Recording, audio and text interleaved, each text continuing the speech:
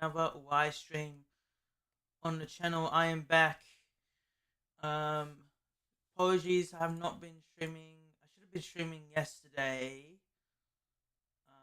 and etc. But hey, at least we are live streaming Coolingwood versus Hawthorn match at the at the MCG, possibly.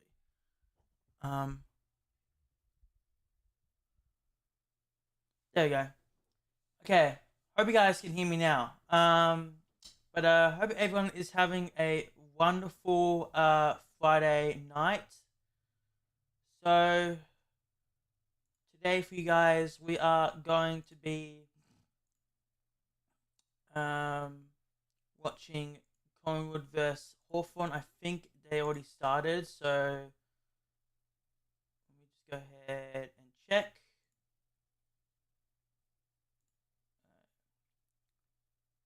Looks like I am getting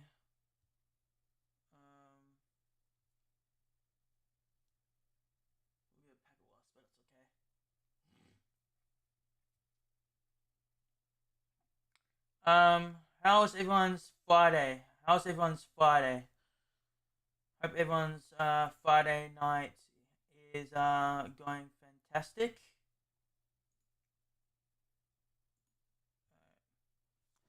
But yeah, guys, I have a lot of stuff to tell you guys. Later, once AFL is finished. Because I got a lot of stuff to talk about to you guys regarding about everything. So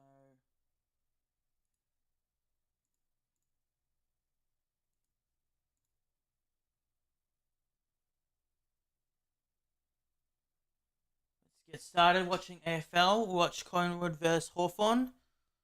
So I haven't tweeted out the stream is live, so we'll do that later on. And hopefully I'm connected to the good Wi-Fi.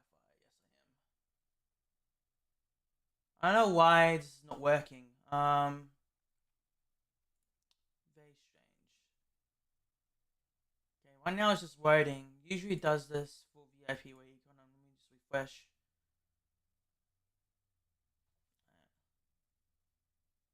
Okay, game already started. Coolingwood kicked the first, and Hawthorn missed one. So I'm gonna get up the window display capture real quick. Well, this is loading, and make this full screen as well. Fit to screen.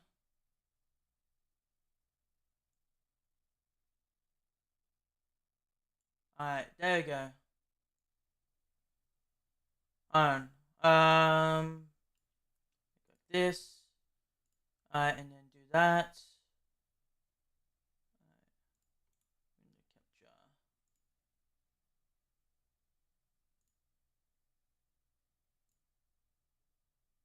Wait, hold on.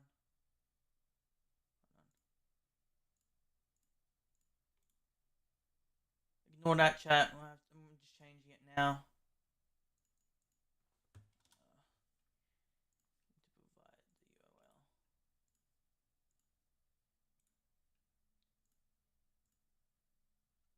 Okay, is this good, guys? I think that is pretty good. Alright, there we go.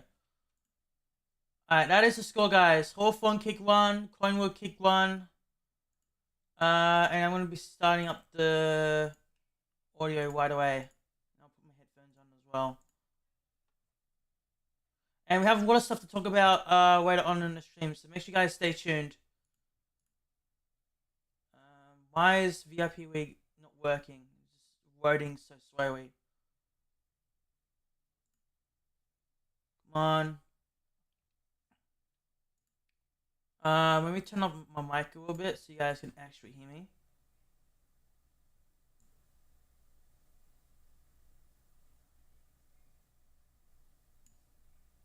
Alright. So, there we go. Hopefully that's better. I'm going to make this a bit higher, so hopefully that's okay, guys. I'm just making the gain a little bit higher.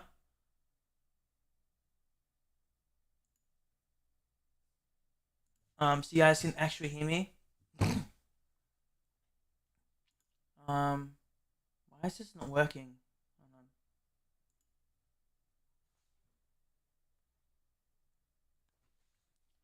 Bro, I'm having issues opening VIP League. Sorry, like launching VIP League. Hold on 1 second. Fuck.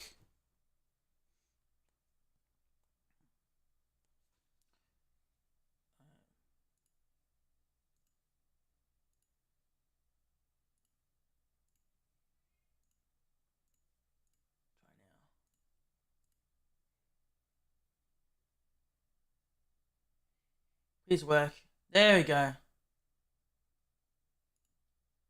You guys can't hear the audio. Hold on 1 second. It is not enabled on my control panel.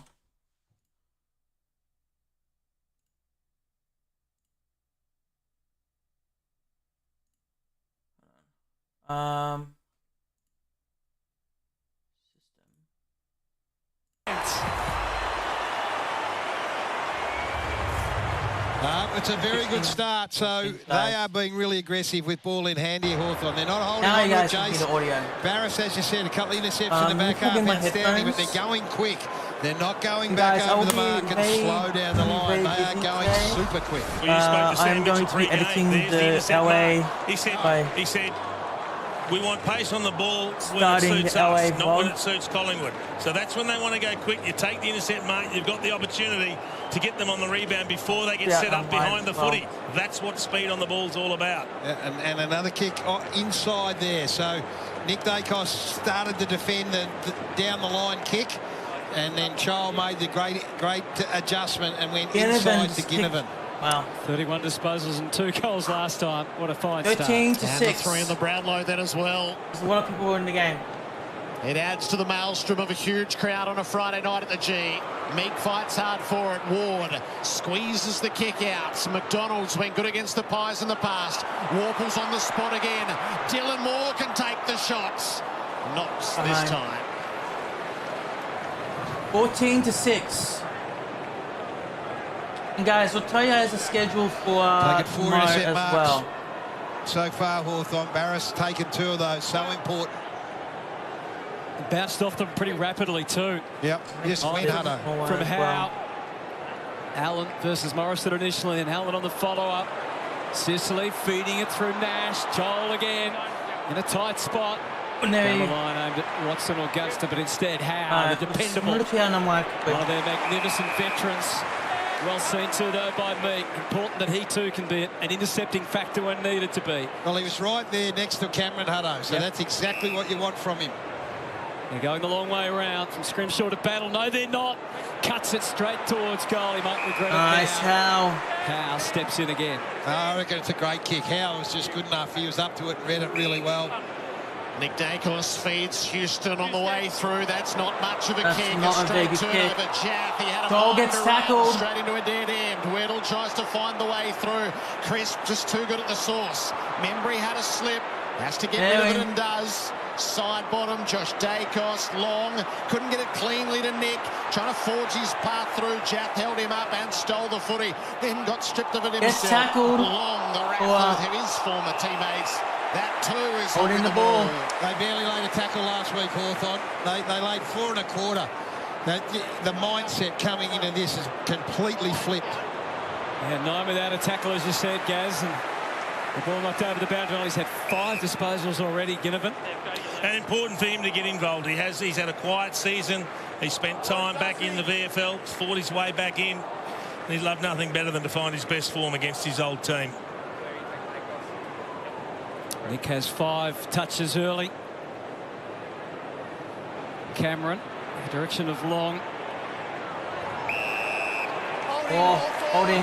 Spotted something, a bit of holding. Yep, and it looks like Connor Nash is attending to Nick Dacos at the stoppages. Well, it makes sense at the stoppages, doesn't it? Probably not once they get into open field. Set up kick then from Nash. Chol too deep to fly. Howe wasn't, guided it to Houston.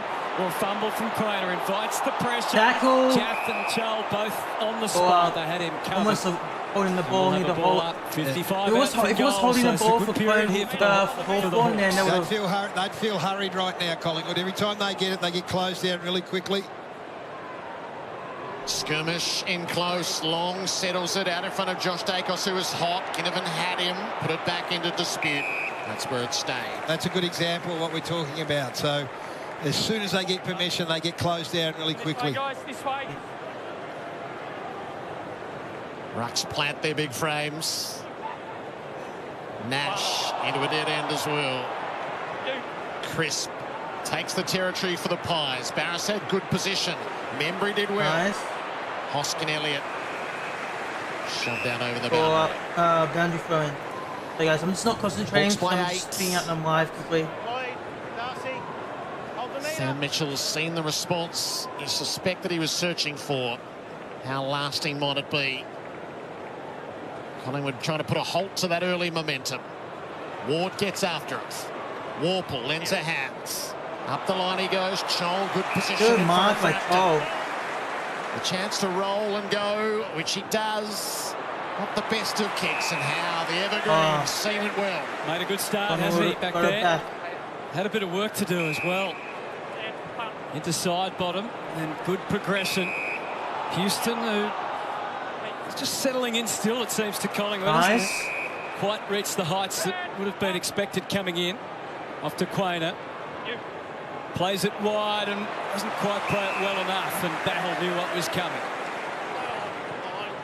It'll pop across to Morrison, and then the dash of Weddle. Decides to hand it off to Scrimshaw. Was quite ready for it. Plays it back through McDonald. So they've got disrupted. Pace taken out of it. Morrison to Sicily. I'm not going to be reading the chat, guys. I'm going to be... Creary was in his face.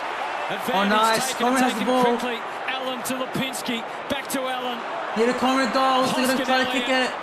Considered all the options. Took the shot. And Hoskin Elliott did sneak in from behind, but the goal umpire thought it did. A little bit of overuse by hand from the Hawks. It invited the pressure of the Pies. They were only too willing to force the turnover. Could have been very costly. Battle and Barras combine. Centering ball for Scrimshaw. The MO has been to go quick, and to change direction. Yep. Gaz, as you said. Come inside every opportunity. Don't let Collingwood get set behind the ball. This is a much better job that Collingwood are doing here, defending the ground. Weddle studied the terrain. That ended up going backwards. Battle no good at all. Long coming through. Nick Dacos with the finishing touch. Lethal. Goal. A wicked Nick Dacos of the goal, and it's 13-14. Hawthorn by a point. On top of the ladder is because defensively they're as hard to play against as anyone in the comp. So they've got a good look at it, Chief, in the first 5 minutes of how Hawthorn want to play. Now, look at that. Look how well they're defending the ground here. And so Battle looks up. He's trying to spot up Sicily in between two players. He can't go long because they're outnumbered. Ball turned over, goal. That's got Collingwood's MO written all over it right there. Will it? That'll test the nerve of Hawthorn. It will. Keep going. And a couple of times they played on and got themselves into trouble. So the quick hand pass there meant all of a sudden Battle's got to make a decision. And the level of pressure that Collingwood apply in their forward 50 demands that the opposition be perfect with the footy. And as soon as you're not perfect, there's the turnover. And if you want it to get into anyone's hands, Nick Dacos will do a round goal. 8 coaches' votes shared between Nick, Long and Elliott last week in that win over North Melbourne. Just the 38 disposals and 12 score involvements for the little star. More alongside him for the rebounds. Nick and Cameron. The ball found him. Newcomb was ready to pounce, sprawled out. We've got 8 minutes, guys. 8 minutes. 8 minutes till quarter time. Craig Fleer puts it back up. I'm not going to be winning the chat, guys, because I am going just flung the way the Ward. Lost his footing, which was unfortunate. Pendlebury. Now Coolingwood has the ball now because that Hawthorn player slipped. And now they're charging. Bobby Hill tries to kick it, but he found a player nearby. It is Brody Myercheck kicking it very close to the goals, and will be Coolingwood's goal, and they'll be in front. But I don't think it'll make a difference. I don't think so, with a man of great skill as this man, Brody Myercheck, kicked their first and last goals last week. There we go. Pretty simple equation. The Pies hit back and hit back hard. So what we've seen a couple of times already is the Hawks at a stoppage getting their hands on the ball first, but not being able to turn it into an effective clearance. And that time it was Ward that slips over when he gets the ball. That should be an effective inside 50 for the Hawks, but he slips over, delivers a hand pass, and as soon as they create the turnover, look at them go. That's the speed on the ball that they want. Number one scoring from back half here, which is a great measurement for teams that have success. And when you go back and have a look at that, just look at the Pendlebury hand. Just gets the hand in when the Ward handball tries to go forward, and then they're away. And so they've just demonstrated how they can score from front half pressure, and then they can score from half back. Great matchup in the ruck. They play centre half forward, centre half back. And when Chol goes in the ruck, so does Frampton. Went by 5. Chol did control it out of the ruck, but again the kick was smothered. Josh Dacos stripped of it initially, but got it back. Long finds the target inboard, side bottom. He's got a little bit of time. Spends it out the far side for Pendlebury. Long time running mates. Pendlebury back to side bottom, forever together.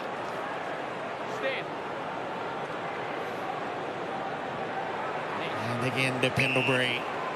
Both on return tonight. Schultz, another that party of 5. Could try to kick it. Forced to go. So into the man of the mark as a result. Schultz fought on. Side bottom's job to dump it inside. Sicily moved the pack, didn't take the mark. Chat underneath. Barris, it's a tight spot to be in. You see that clever little back heel there from Myercheck, just to get the ball back in the corridor. They've had a bit of adjustment. Barris has changed over from Myercheck. Oh, to Myercheck. Oh, yeah, that is a couldn't control the clearing kick, and it's side bottom that steps up. If you want to see what a really good side is capable of, if this goes for a goal, you'll just give it 3 great examples. The first one's front half pressure, the second one's scoring from the back half, and now front half pressure. And then the Hawthorn player got the ball, and then he kicked it. There's been a stoppage. Hawks have got first possession, but the pressure's resulted in a turnover. And he get from 48 He's metres. very refreshed after a week off. This is his 9th disposal. And the kick is just going to squeeze in there for his 199th goal in AFL football. 199th AFL goal. What a marvel he still is, still side bottom. One more and he gets 200. At him more if that was very close. Well, it sounds like a broken record, but that's 3 of their 4 goals have come from stoppages where Hawthorn have won the ball but haven't turned it into an effective clearance. The pressure is so good. Very good at not allowing that to happen. If you win a clearance, it's on Coolingwood's terms, and you are under the pump. You've got to make a quick decision, and the kick from Warble just didn't exit the defensive 50. So when you're the number one team who scores from the back half or from half back, and then you've kicked 2 goals from forward half pressure, you know your game's in great order. It's really impressive. 3 in a row, having given up 2 of the first 3. 34 coaches' votes in the first half of the season. It's been a remarkable renaissance of Steele side bottom. This is a good surge from the Pies. Ward with the centre clearance. It'll land inside the 50. Cleared Gunston. Hardwick said himself he had plenty of company. Chris will be happy for the boundary. It's a fair torp out of the middle from Ward. 25 to 14. We also talk about to respond. Mitchell said it would be a game of momentum. The momentum set with the Pies for now. Time right now. Long against Weddle. Reinforcements. Pendlebury with the smother. Nash works it around. McDonald. Ward. McDonald could try to kick another one. Forward. Gunston. Ginnivan for seconds. It's a goal. He's arrived. He's here for it. And the brown and gold are all here for him. 6 points the margin. She's got to be good to win the ball from clearance. 5 points the margin. That was a slip chain of hand passes. Each one under pressure. It was Weddle in the ruck. who tried to get the kick out. It was smothered, and then every hand pass here is to a player immediately under pressure. You've got to pick your way through, and then a really good finish from Ginnivan, who started particularly well. Saw Bailey Smith against his old team last week stand up to the pressure and play an outstanding game, and now again Jack Ginnivan against his old mates. Been a bit of history. He's come back out and kicked 2 goals in the first quarter. And it doesn't look like we're going to get too many preordained celebrations if Ginnivan kicks 2 goals and we just get the stock standard punch of the air. But Hawthorn needed it, and it was a fine snap. 2 goals from Ginnivan. Ward was on the move, but so too Nick Dacos. Lipinski, the forward handball. Amon, who gives them so much damage. Good tackle by Schultz. What a tackle. Bunching tackle. So rapid fire. Pendlebury sending it forward to Bobby Hill. Bobby Hill won't make does it. his best to stay with it, and the ball didn't behave. What about the quality of that run-down tackle on Amon? I thought he attacked the ball well, but he just gets mown down and turned beautifully by Lockie Schultz. That's great technique. Thankfully, he put his hands down too, Carl Amon, which helps. Craig McRae said he is the barometer for Collingwood's pressure, and if that's the case, they are right on tonight. Meek with the clear tap, but Elliott always circling up forward. Ball squirts out to D'Ambrosio. Heaves it, looking for a flyer, more from behind. Size disadvantage. Didn't worry him because he won it on the ground and won it cleanly. And set them away through Harburg, and now Chol. That's a very good ball sits through, but there's nothing ahead. Has to wait and go back to Ginnivan. Play a little game between themselves. Nice. And then to Ward, who's taken the opportunity this season. He is the #1 rated kick in the AFL, Ward. And he used it through Scrimshaw. And now watch out, took off, plan undefined. D'Ambrosio, here's the launch. Where's the mark? Where's Watson? Oh. Well, he was right by Craner, who does what he needed to do and gets it to safety. A really good transition again, though. He just took up plenty of ground, went through the middle. Jats run and dare. Take the game on. They're deep in attack again. The Wizard almost marked it. Hawks look to create another forward 50 stoppage goal. Going again near the Meek out the back. Goals. Houston there to thwart. Poor hand pass. Nash into open space. Meek. Got to remember That is there's no deliberate. direction 100% deliberate. Howe got the ball. On the restart, Lipinski signals his intentions, and the Pies do tend to follow through. Myercheck. Nice mark by Myercheck. In front of Barras. So that's the move. Barras has come back onto Myercheck. Sicily had him for the first 5.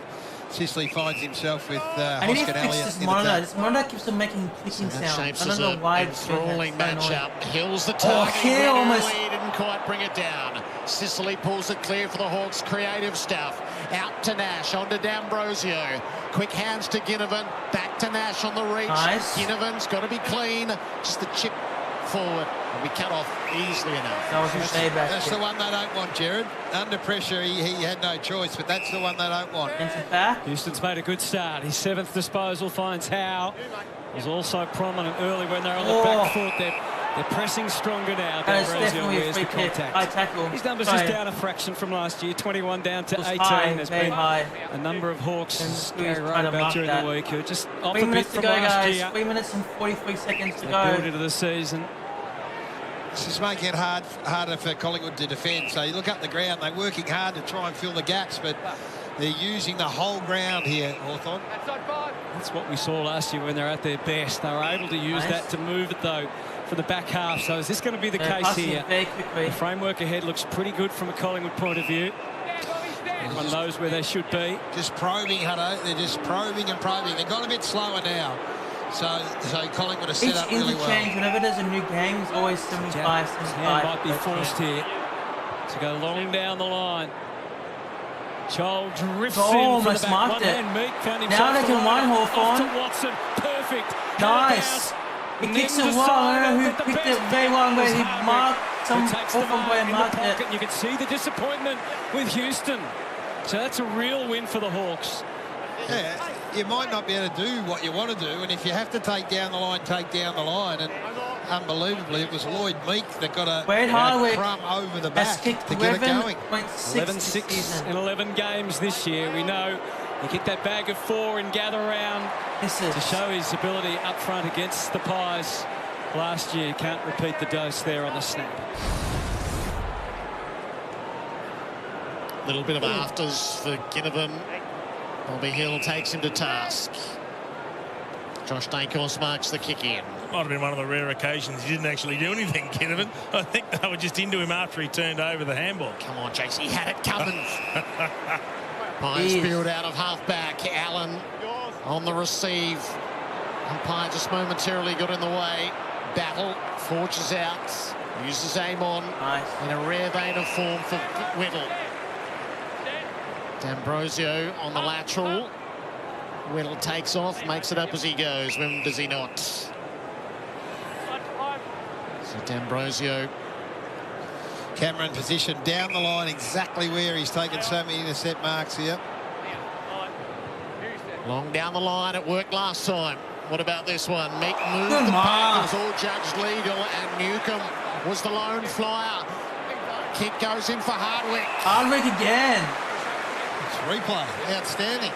Two wins, 2 long down the line wins, which is they'll take that every time. So when you can get 2 different modes of going forward, change of direction that we've talked about, and down the line, then you're in good shape. And the wins have come because they've got really good contests in the air. They haven't been outbodied and allowed the intercept mark. This time one was a ruck doing the roving, the other was a midfielder taking the contested mark. Blake Hardwick has had the sighter. Drop punt this time. That will be no more successful. Sicily got down there, but Allen's going to run it out for the Pies. Needs some safety on the way out. He set it up high. Scrimshaw, Myercheck put it back into dispute.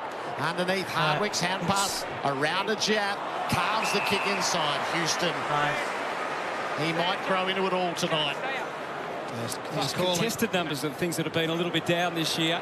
Kicks out to the wing over Crisp's head and it goes over. Operating. So last 30 seconds like that. This opening term. Pies have been ahead of quarter time the last 7 weeks, and 8-3 for the season. The Hawks are 7-4, so both good starters. Sunday, guys. 4 of the last 5 games. 14-8 inside 50s Hawthorn's way, so they'll take this. Pies. Sunday. Probably realised pretty early in that little skirmish there was no way out. If we go, we'll go upward if we go on Sunday. My aim vlog will be on Sunday. I know I said I was going to upload a vlog on Thursday, but Neat guiding hand down to Newcomb, had it pinched by Crisp. Against the clock, the handball for brilliant. Brilliant. Allows McCreary and Collingwood to have one last shot. Wow, Bobby Hill on mark. Nearly. Doesn't mark. Makes things more difficult. Dacos to Allen. Goes into the pocket. Siren sounds. Oh my God. Tick imagines what would have happened. The crowd were up for the pantomime, but the scorers will say no dice. We'll have a look at that after the break. Had a missed opportunity, Bobby Hill. Bobby Hill missed opportunity. He almost marked it. So a big build-up. Jack Ginnivan certainly didn't. They're telling him. They're telling Bobby Hill. You might have just shirked that one. That's what Ginnivan was saying. Oh, it's laced with so much interest after the opening term. Collingwood 4-1-25. Narrow leaders over Hawthorn. 3-3-21. What a time, guys. What a time. Clubs filled with stars, and they could explode at any time tonight. You're watching. What a time. I thought you were aiding loss for a sec. Many people always say that. Many people always say that. Oh shit, what happened? Oh, back lost. Alright, guys, the score is 25-21. That is the score. Okay, I'm gonna just check quickly of my monitor. Just quickly of my, why is it making this clicking noise? I'm just gonna check real quick because I bought this monitor and I want to refund it straight away. Fuck, I don't know the password for this. Hopefully this is correct.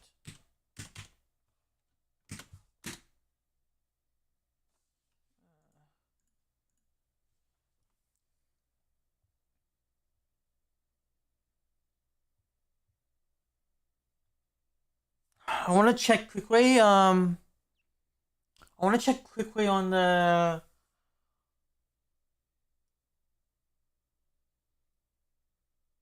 password, but I can't. I don't want it to log me out.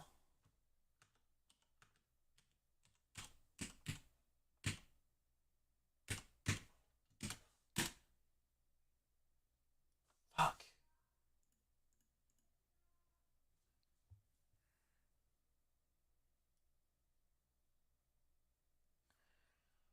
I don't even know what to do. I don't know, you know what I can just do? I don't need to sign in actually.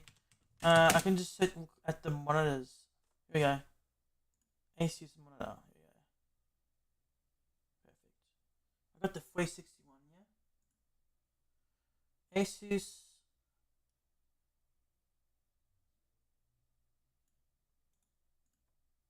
Making creaking noises. Making noise.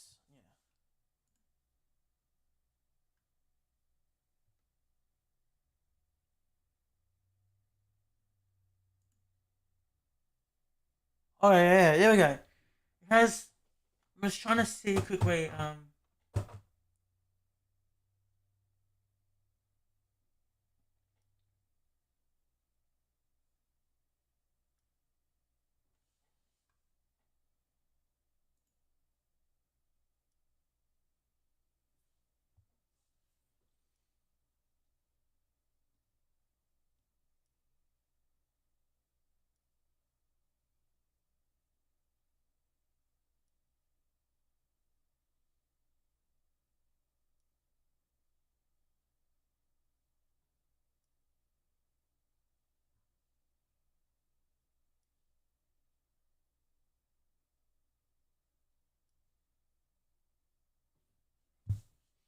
Hold on, guys. I'm just looking to see why I'm making this freaking creaking sound.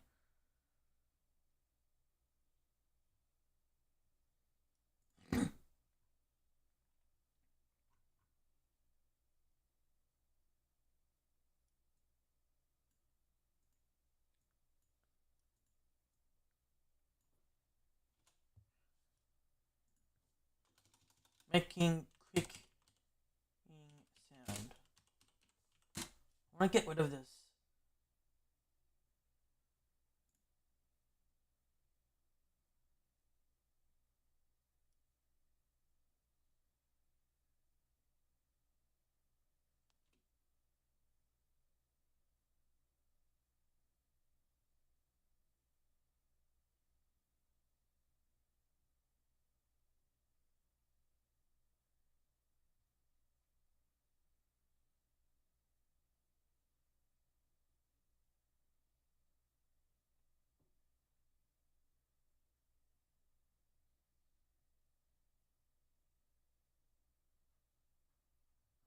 Okay, I want to see like why does it do that?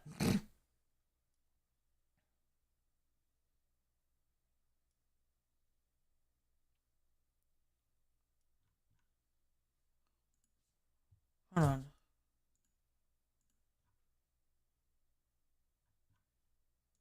Hold on, I just want to look at videos real quick.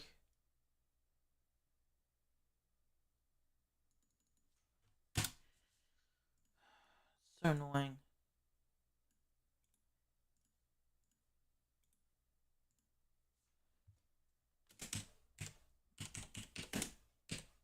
Hold on. We'll go to the second corner in a second, guys. I'm just making. I want to see why it's making this stupid noise.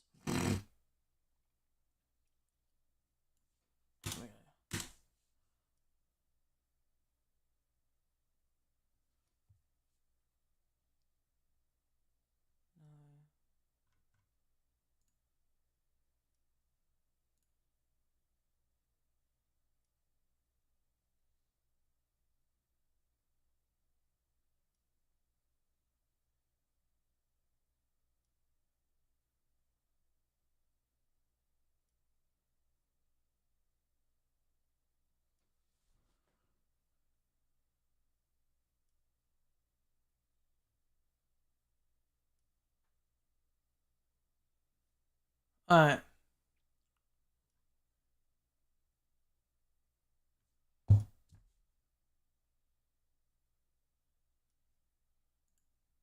Okay, it just started, guys. Second quarter just started. Put the thing back on. Oopsie.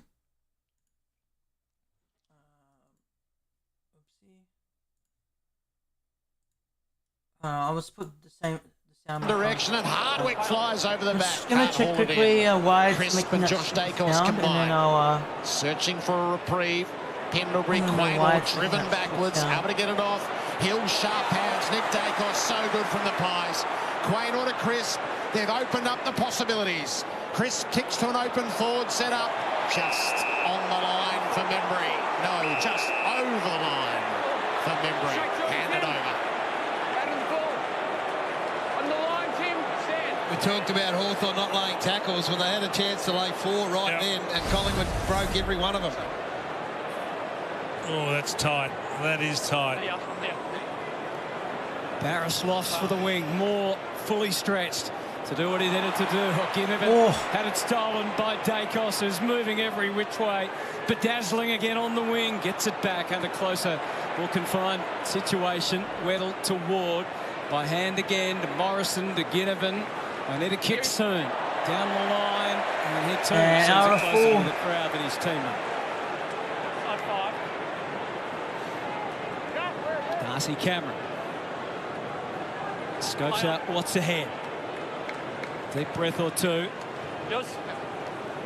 Nothing unexpected. A host of Hawks in the air. The strength of Crisp on display, and the depth on the kick would make any defender nervous as Battle overplayed his hand, and Jamie Elliott, when he gets to his feet, will be lining up for a second. Missed the tackle. It's costly. The good fend off allowed the ball to go in. Was it the arm over the shoulder, perhaps? Grab the arm. Grab the arm. Yeah. Got to pay that. Josh, 5 metres back. Bobby. It's just magnificent to see him play such great football. Debuted all the way back in 2012. Lining up for his 30th goal this season. And his 200th goal at the MCG. Close range. He got it. Just sneaks it in. W.J. Elliott kicked it. He sneaked it in. He's become their 10 points to margin, guys. So I'm just trying to see why my monitor is making some weird noise. And of course, 6 earlier in the season. Back in round 7. 5 against Fremantle. And then 6 in round 9.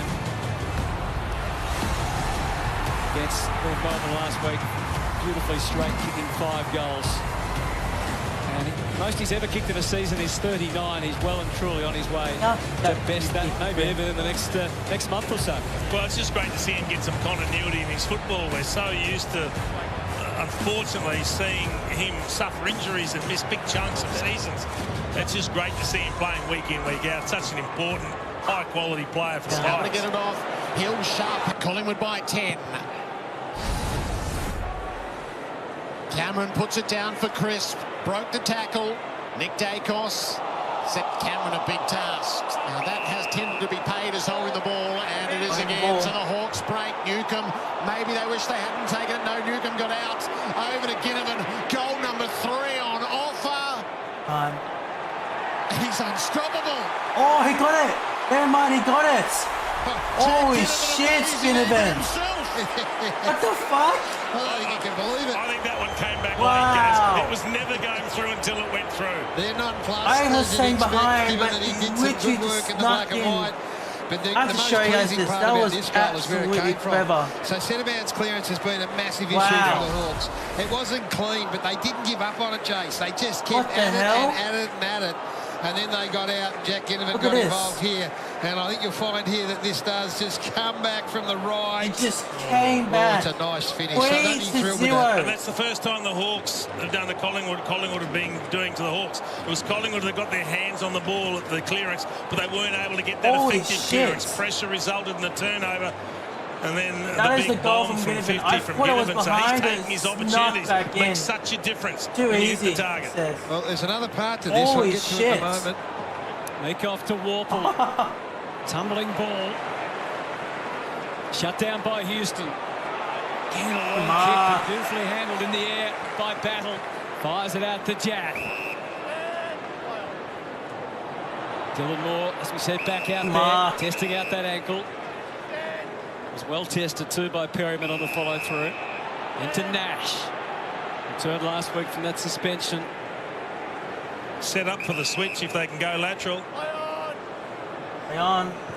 Didn't try it. Instead, it's a high lofted ball. Cameron had first sight on it. Again, Meek finds himself casting the role of a rover. So just out the back, Jack Ginnivan on his own. Josh Dacos is his opponent. Dacos is desperately trying to read the ball. He has done so beautifully. He's handed over to Houston here. He's kicked 3 goals on him. Ashton Ward to McDonald. Got his goal-kicking prowess back last week. A fumble from Frampton. Gunston crashes in. And Pendlebury, a good tackle that time. And he should have got another goal right there. As that unfolded, he just dropped out the back. Houston took off, left him on his own. Hawthorn just missed him. Hawks looking to grab the lead back. On the fly, Ginnivan. Warple squeezed a kick across the face. It'll be thrown in. So they don't have touch or feel on him at all. No, I've watched him for the last 5 minutes. No one wants to take great responsibility. He's going to Josh Dacos, trying to engage Josh Dacos and make him accountable. And Dacos is sort of dropping off him and trying to get someone else to go to him. And in the end, he's been on his own. Cameron muscled his way to the front. Side bottom to clear the area for the Pies. Impedes, favoured in flight. That's a great mark. Big mark. First child Zion born. He's all right there. Family celebration. Jath was handed back to him. Impey gives them a look. Ward's going to have to come to make a contest. Asimore couldn't quite handle it. He tackles Gunston, handles him all right.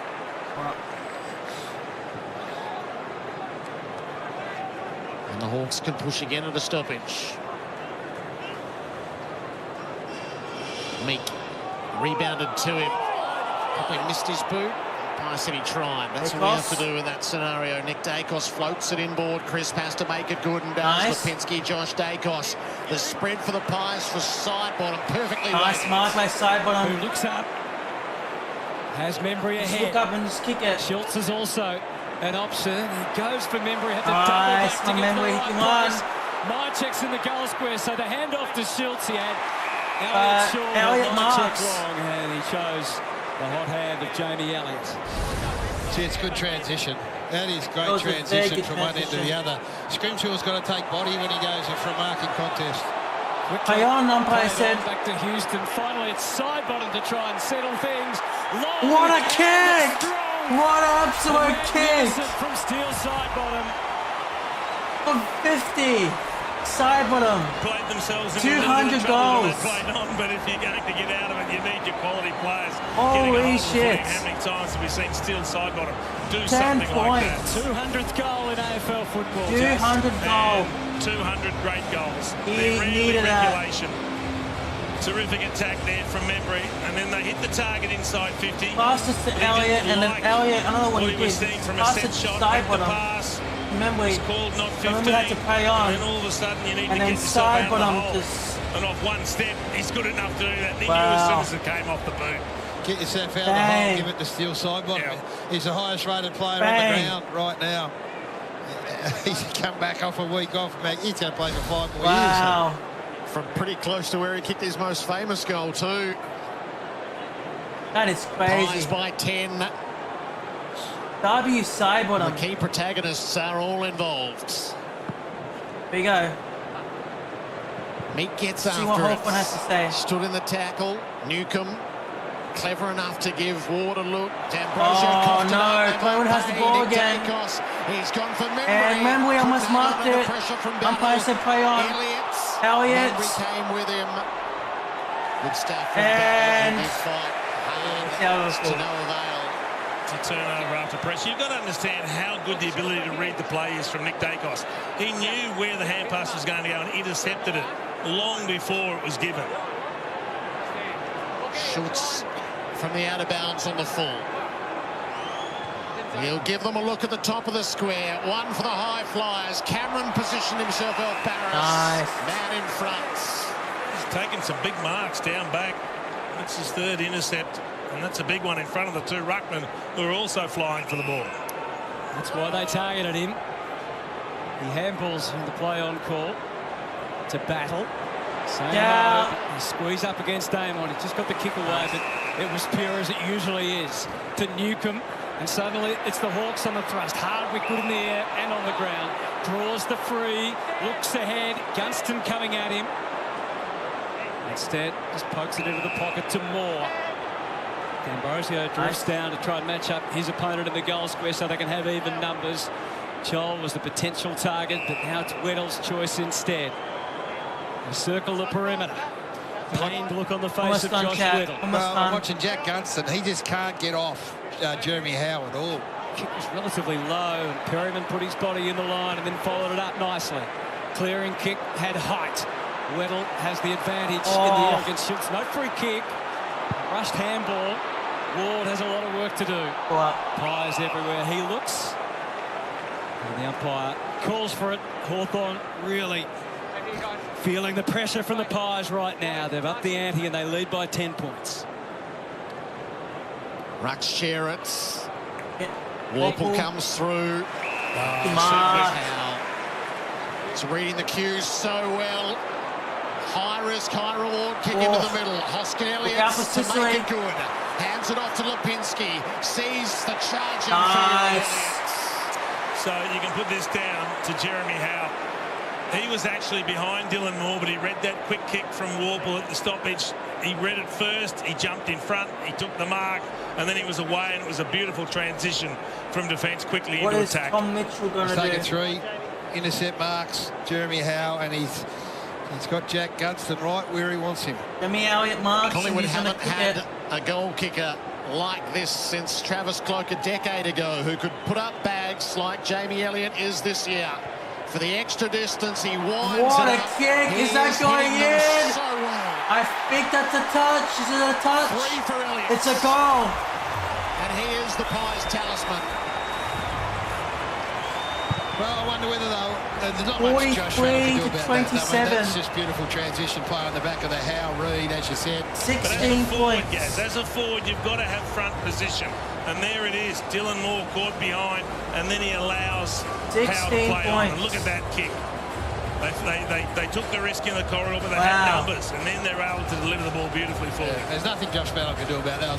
He's given up 3 goals. You look at the matchup back there, but when you've got that much space and room to lead into, there's not much you can do. So what is of more concern is Jack Gunston right now. So last week he struggled to have any impact at all. Right now he's on Jeremy Howe, and not only can't he get any space or present, Howe is now just working off him. So although that one was Dylan Moore, that instance. But I hear what you're saying.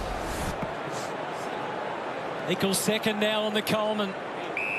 Here's Elliott. What a season he's having. Jeremy Cameron, Ben King. Got to find a way to kick the next now, the Hawks. Warple gained them 30. Crisp. Perryman looked at each other, neither quite sure who was doing what. Dacos, they're surety about this. Yeah, this is going to be another goal for Coolingwood. Oh, never mind. Well played though by Amon to step in. And an opportunity and a rare one for Watson. Off has the ball. Bounced favourably.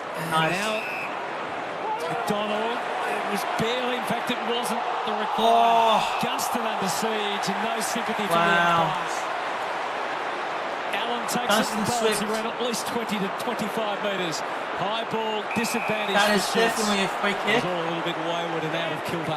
And they still got the dare, the Hawks, to keep taking this kick on and then have someone run in support. This is the challenge that this Collingwood defence presents for every opposition. You might take us on, but you've got to get through. Found Newcomb, and now to centre-half forward to Connor McDonald again. Warple. Gee, they missed Gunston on the lead that time. He was 5 or 10 metres clear. Oh, still played on. He's got picked again. He was ready. And it good kick. Because Weddle marks on his chest in the goal square.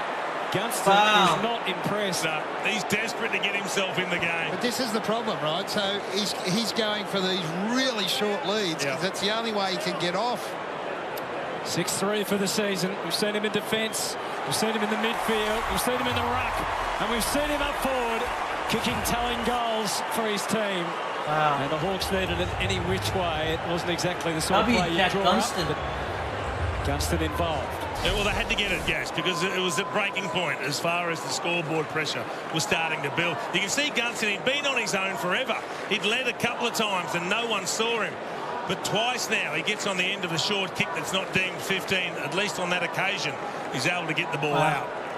So a really important goal. They'd given up 5 of the last 7, the Hawks. Yep. So they needed to respond, and they did. How did he do that? Have 3 on 2 in the goal square, didn't they? The Hawks. They did. They lost a bit of shape for the first time in their back half. Jason was right. I was watching.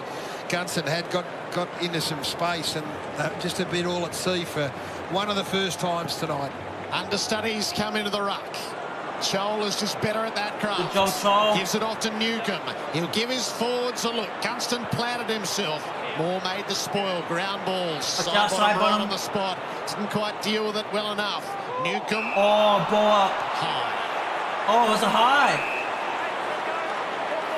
And the afters are pretty enthusiastic. It's a big kick, this. It's a really big kick if John Newcomb can go back and slot this and close it to within 4 points. So he's a yard closer than in the opening term, and he only came up a yard short. Oh, he's going to flush it every bit as well. So this could, you know, these are the differences, aren't they? Jamie Allett goes back, and he's able to pass the test from here. Newcomb. In a high-quality, high-pressure encounter, you're going to have to seize your opportunities. That sits with John Newcomb to give it his all. Stay on target. What a kick! A breath in it. That's a mark. Gunston, yeah, marked it. Marked on the line by Gunston. Let's find out, shall we? He's up and about, Jack Gunston. We just said how he's been desperate to get himself in the game. Well, he's just taken it upon himself to fly. He's taken the big contested mark. 2 from the goal line for the Hawks. Let's go! Bang, bang, and they're back in it.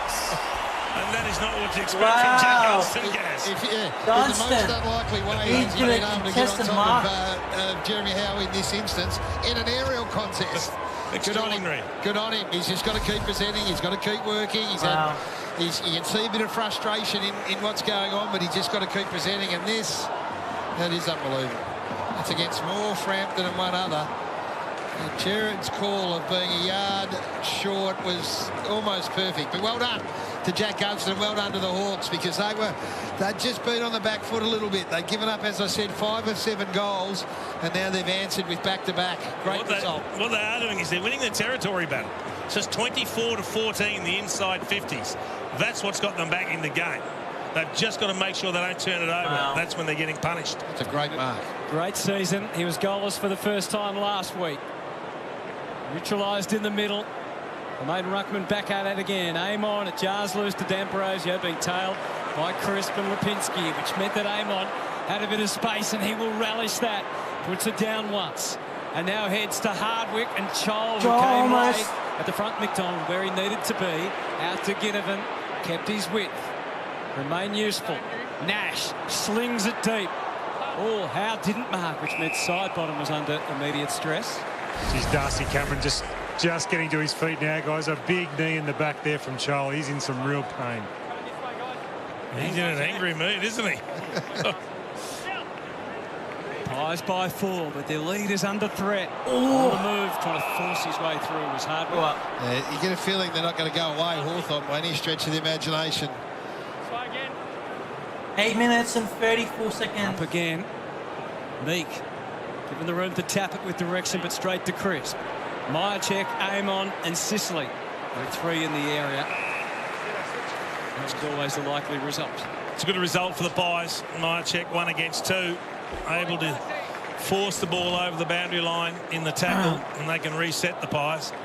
Huge crowd at the MCG, tomorrow, totally so absorbed. 3 goals each in this second term. Cameron sharked it, banged it high. Myercheck and Sicily. Myercheck in front, tumbles to the ground. Illegally, free kick advantage could be significant. Off the outside of the boot. We'll say he was shaping it because it was Pendlebury. To side bottom, forward handball McCreary, backwards to goal originally. So took some time. He had some time. Houston didn't have as much as he thought. Umpire said he was tagged. Anyways. D'Ambrosio not impressed. A lot of pointing going on. There's dangers everywhere you look. Hill is the deepest forward with a runner, but instead it was the lead, the lack of Jack Crisp, not the one they were expecting. You can't kick it any better than that. He has picked him out in between 3 defenders with a late decision across the body, a low dart. Have a look at this kick. What's the ball drop here too from... You can't kick that any better. Yeah, it was pure. It was pure. Wow, Dan Houston. 5 goals, 4 for the season for Jack Crisp.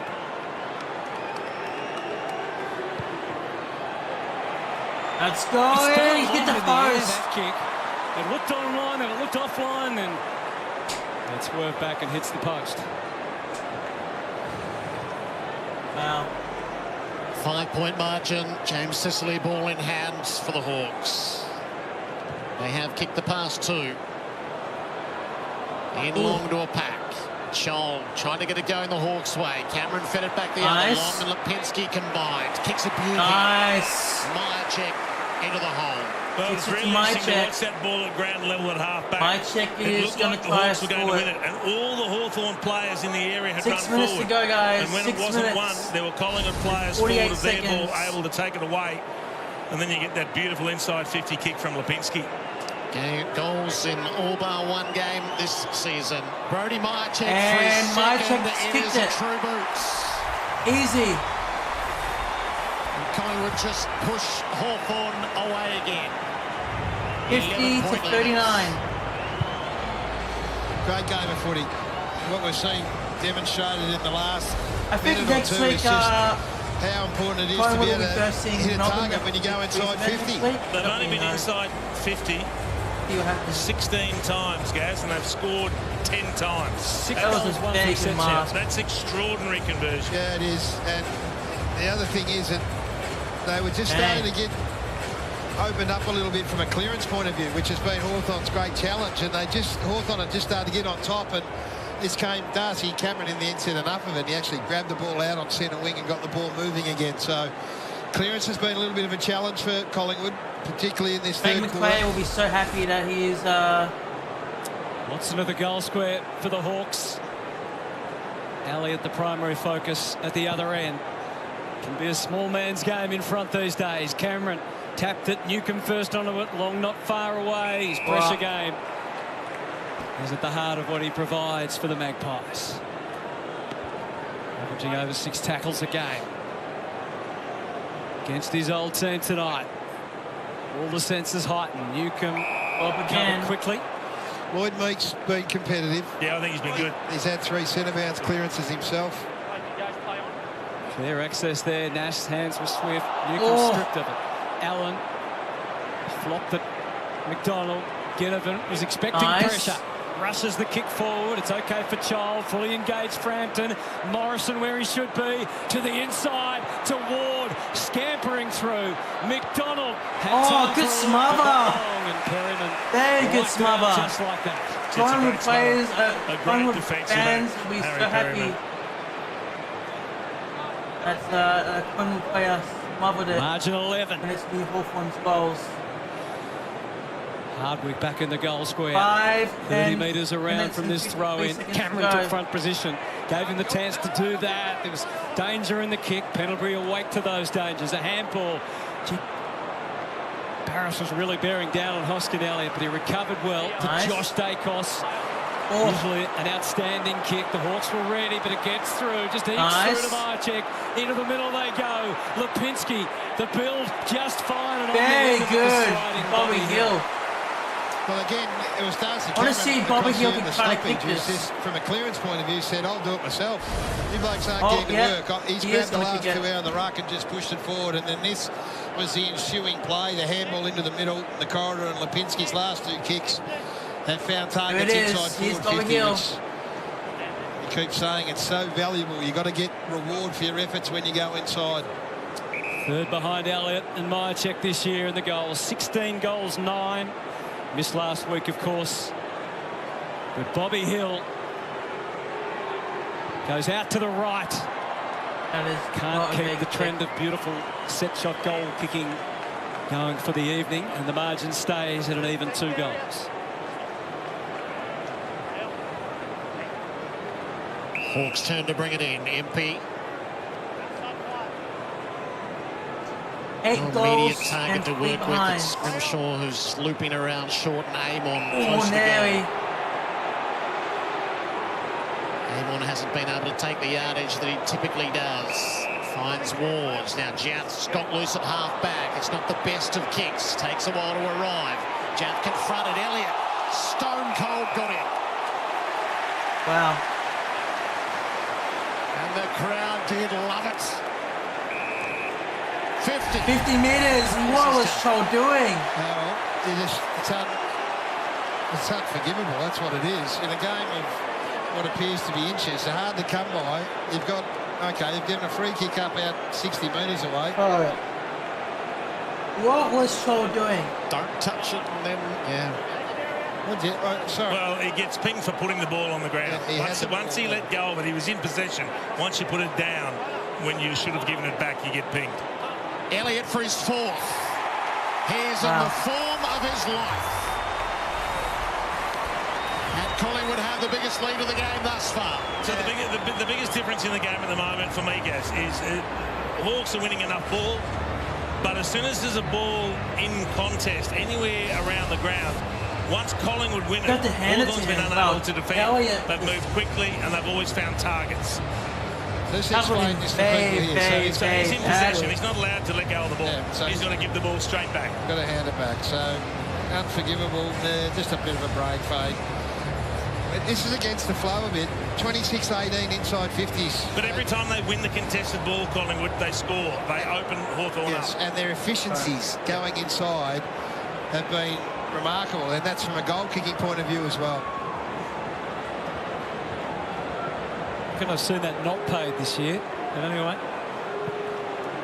Peter McKenna, Collingwood legend, make the tap. Pendlebury, 3 minutes and 45 seconds after all these years to side bottom, soften the kit. Nice. Perfect waiting for Lipinski. You're getting an exhibition of inside 50 kicking here, and that's still side bottom on his left foot, very good, which is why he will go down as one of the more comprehensively skilled players that we've seen in the modern era. That is an unbelievable kick on a preferred foot. So non-preferred, drop it in a hole like this. Just sits it over the top, drops it in a hole there. That's as good as it gets. At times he's been handy in front of goal. Just the 1-4 this year though for Patrick Lipinski. So he almost this. Back to form for Collingwood. Beautiful goal kicking we've seen all night. And they now have a significant edge. That's a game-high 24 points or 4-goal lead. Game high. Take some catching. Well, it comes from a pure clearance in the middle of the ground. Pendlebury goes in for the centre bounce. He gets the ball. 63 Not only does he get away from the would-be tacklers, he then links up with Steele side bottom. And he's under no pressure. If you give a man of that class time and space, he will tear you to shreds going forward. It's a beautiful kick on the left foot to find Lipinski. I think it was Carl Amon, who's his direct opponent, who's just spectating at this stage, and he's just sort of trying to anticipate where it's going to go. Before he know it, Lipinski's backed off into a hole. So it's come out of nowhere a little bit. They kicked 2 in a row, Hawthorn close to 4 points, and then the Magpies have gone bang, bang, bang. These are defining minutes for Sam Mitchell's team on the way to half-time. Put the shoulder to the wheel. Newcombe will hand it back to the up. So again, 19 inside 50s, 10 goals, 3 scored by Collingwood. The last 10 minutes, that is definitely a free kick. Not much of it legal. Newcombe's ball. Quick to move it on. Ward pumps it inside. Darcy Moore plants himself. Howe over the top. Crummers. Hardwick into space. What was that? Allen shuts it down. Links it up to Houston. Needs the steady kick. Nice. Waynor. Schultz wants him to get it moving down the line. Waynor just holds up. See, they showed composure. Deep in defence. Under siege. Just pick the right option. Cameron will plant himself. Good and mark by against it. Cameron. Darcy Cameron, that is. A glance here or there to ask why. Cameron was going to give ground, but instead the territory up the line to the next battle. Membry with Barris coming over the top. Ground ball for Long. Pumps it forward. Extravagant for Elliott. Cleverly kept it out of his own grasp. 24 points, 2 Adelaide and minutes Sydney tomorrow night, half time. 7:30. It's a big couple of minutes, a really big couple of minutes. You can't concede another one if you're Hawthorn. You've got to try and get one back going the other way, but they cannot afford to let Collingwood get the next one. 2 minutes Eyes on at the half dot. forwards. Ruckman reaching and sharing. Cameron on the follow-up. Unless the umpire going to stay for this. They all look at each other and decide it's a throw-in. Is it because it goes inside 50? Often makes a difference, I think. Vic and Cameron, a couple of metres apart. They join as the footy approaches. Cameron got the tap. Morrison couldn't claim it. Ward got the footy, but he was claimed by Schultz.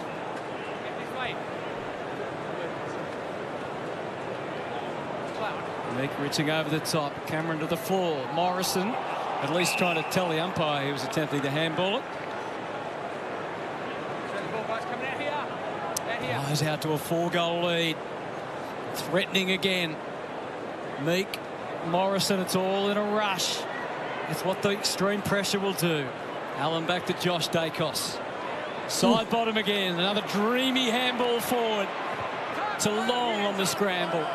Floating ball. It's play on. Whittle knows that. In fact, yeah, it was called off the boot, but too far away for the Hawks defence to realise. A minute 15. Battle watching Elliott, which is very understandable. Meek again, down to Ward. Quickest kick possible. Gunston. All the multiple contact. Quainer gets his feet set. And in they go again. Membry, 4 Hawks to deal with. The hands were good, but the fumble by Meek allows Schultz. Very theatrical. Clearing kick. Ward off the left, but just hammering it. Gunston. Now he can go. He has not much time left. A mark in all of that. And so many of the Hawks have worked back to try and shore up defence. They need to hang on to the ball. Do they dare counter-attack? Ginnivan's the target. Oh, good mark by Craner. Dumped it very high. Long-time friends. Rascals together when they both wore the black and white. Waynor, not quite what Myercheck had in mind. There's some shepherding against Schultz. And the Hawks will be able to run it to half-time and not sustain any more damage. 24 points down.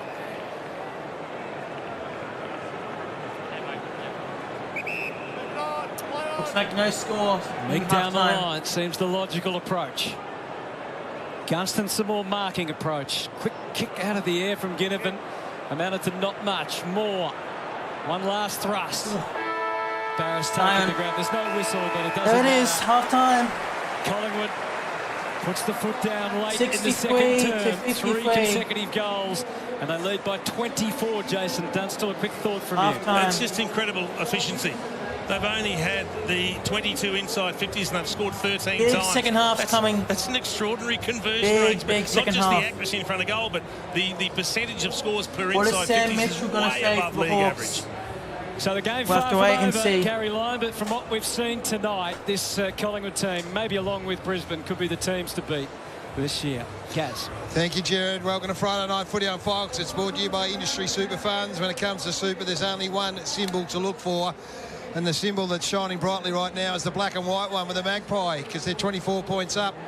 They got close to 4 points when Jack Gunston kicked that goal, and then Myercheck, Elliott, Lipinski went bang, bang, bang, and the sign of a pretty good footy side, boys. And in what has been a high quality game. Very efficient, weren't they? Every time they went inside 50, they scored for the majority of that first half. Some really good goal kicking, some longer kicks, but they make you pay the pies. So you thought the Hawks should have been in front for the majority of that front half, but they go in 4 goals down. Well, they did really well in terms of field position. They did well in contest and clearance. But this is a game where... Yeah. Chat, it is half time. The score is 63 to 39. Nice. So I'm gonna do this.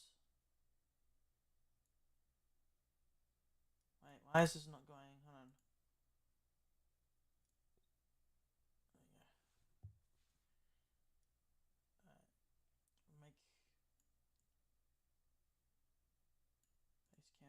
here. Make this a tiny bit big. Alright, chat. It is halftime. Halftime. So the scoreboard is 63-39. So that is the score right here, guys. So, sorry I have not been reading the chat. I've been busy downloading videos for my LA vlog. I'm just currently waiting for 2 of them to get it done. I think one of them is almost finished. Everything else is complete. I'm just waiting for 2 more video clips to be uploaded. So currently right now it is taking some time to upload. So yeah. Currently, look at my drop frames. It's at 42.7%. That is not good. Holy shit! But if we were playing Fortnite, it would have been very, very worse. So, yeah. So, yeah. But not worry, guys. We'll be getting very good internet very soon. Very soon. Right now, I just have to deal with this. Let's make sure that everything is good. Okay. Alright. I can't wait to buy. I can't wait to tell you guys. What I'm gonna be doing. So right now, I'm currently waiting for my clips to be done, and then I'll be editing LA Vlog Day 2. Very soon, once that's uploaded. Yeah, I've been busy, let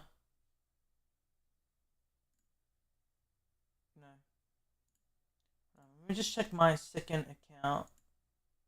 I may need to download. Okay. Some of these have already been uploaded.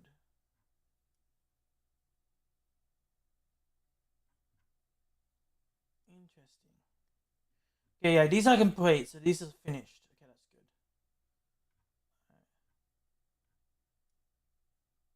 That one for yesterday's vlog is finished. Oh, guys, the memories that were downstairs. This is the video I was gonna do, but bro, downstairs I was had my computer on, my TV, blah blah blah. Now it's all different. I mean, this is very good. This is good lighting that I'm using right now. I have this light on, and I have my. What was that? Guys, did you guys hear that?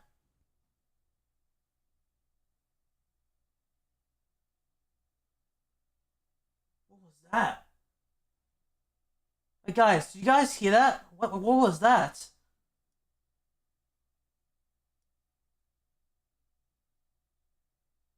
The fuck? Guys, I heard someone screaming like, oh, like that. Like, what the fuck was that? But anyways,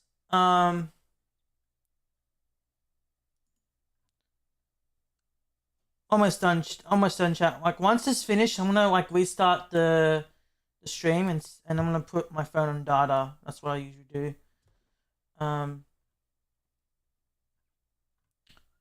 But yeah, all these are done. It's not gonna take that long, obviously, to get these videos finished because I already filmed end games and stuff like that. Okay, that one's completed. That's good. Okay, the last one's done, and I'm gonna restart the stream. I've also been trying to figure out like why am I hearing some clicking noises? I don't know why it's doing that. Yeah, guys, this is how long we have left until the second quarter starts. The second term starts. Alright, let's start making the thumbnail. I might show you guys the thumbnail that I'm gonna be making for the video, for the vlog. Alright. Let me just make this title. I'll show you guys what I'm doing. But yeah, Away vlog. Day number 2. FNCS or aim. Okay. And then I'll upload all the clips. I'm just waiting for one of them to be finished. Alright, so that's done. And then I'm gonna do it in this page. So you guys saw my video for day 1. I'm gonna upload one for day 2. I'm gonna upload this on Sunday. Once again, guys, I'm gonna upload this on Sunday. For FNCS per aim vlog. Let me just go ahead. I don't need this anymore. I don't need the brightness. I might just keep just in case. I don't need the face cam. I don't need the flag. I don't need the flag of Australia. I don't need the I might need the rectangle just in case. Alright, and then we don't need these two. And then we'll just get rid of the Los Angeles. We can get rid of 2. Actually, I might keep 2 just in case because I might need to use it.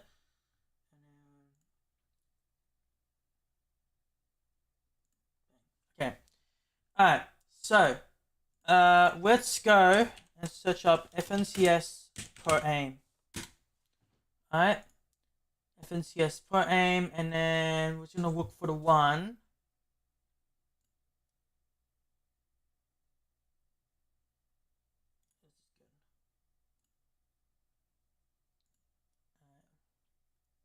And then we're gonna do.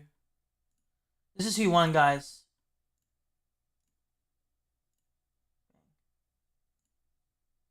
Holy shit, this looks actually sick. Look at the thumbnail. Like, look at the. Holy shit.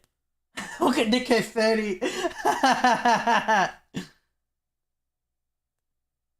Bro, look at Nico 30. Just smiling. I love Nico 30. Alright, so we don't need. What hour is this? Okay, we just need a different arrow. So let's get a different arrow. We need this one. And then what we're going to do is we're going to do this. Hopefully this is the right one. I don't think so, but we'll check. Yeah, this is the wrong one. Okay. So, alright, so then we're gonna search up another arrow again. And we're gonna look at maybe this one.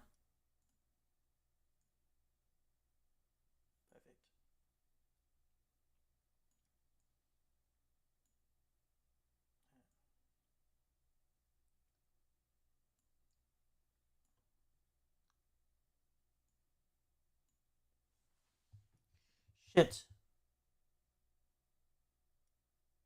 Okay. Perfect. So make it like that. And then what we're gonna do is we're gonna go here and we're gonna go auto grow. Do we need auto grow or just need stroke? No, we just need stroke. So go stroke. Do the stroke size maybe about that. That's pretty good. And then what we're going to do is we're going to go back to this again. I'm going to enable drop shadow, and then drop shadow. Right, I need to put the brightness down on my freaking monitor because it just hurts my freaking eyes. I might need to do that. I'm not going to do that now. I'll explain what we'll be doing in a second.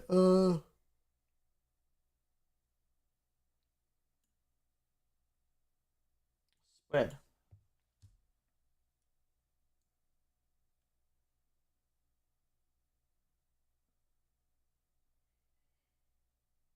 Why is it like that? Okay. That should be perfect. How long do we have? We have 7 minutes. Okay, we got plenty of time.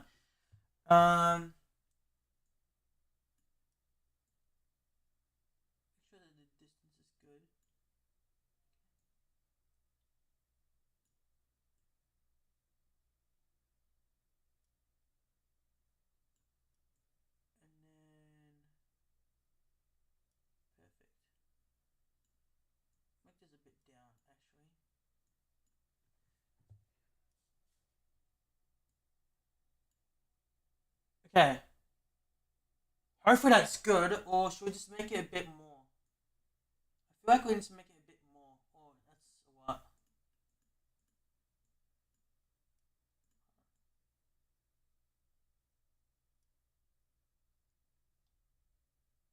what? That should be fine, right?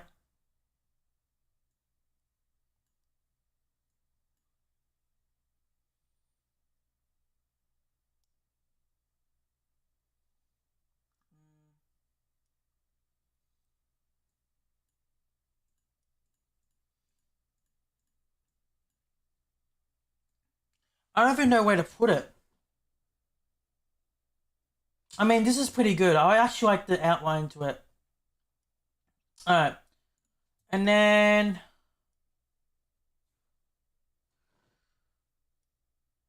what do we do now? Well, I could add... where's the one that I did the little...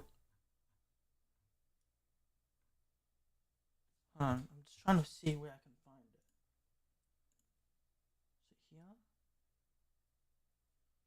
I'm just checking something real quick, guys.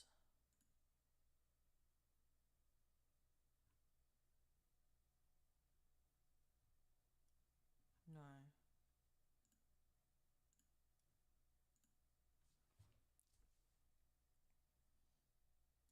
I think what we could do... yeah, I might just add this one. I know I have... bro, I have so much...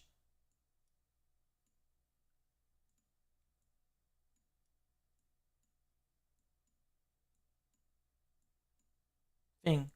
Alright, I want... wait, guys, am I back? Hello? What the hell just happened? It just disconnected and reconnected. What the fuck? Wait, guys, are we back?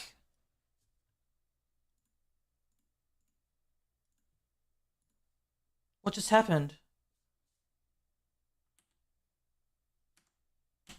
It just disconnected and reconnected. What the fuck?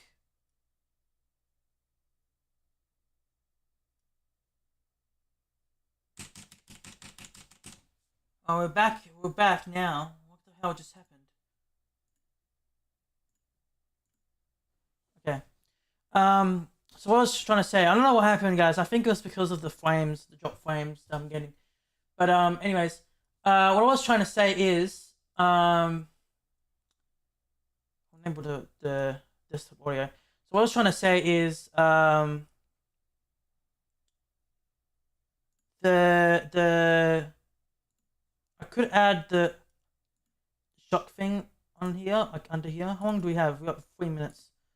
I think I can do that. Or I could just make this full screen, transform, and then make this fit the screen, and then just do this.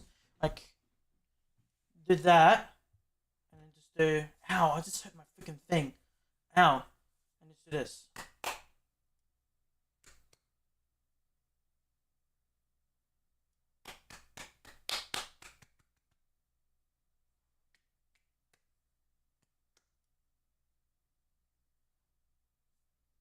Maybe like put a thumbnail facing like this. Like,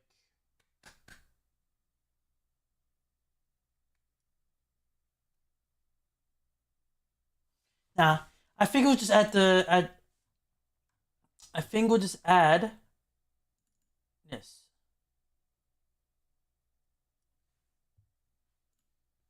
Bang. I think we'll just add that. To be honest. What do you guys think?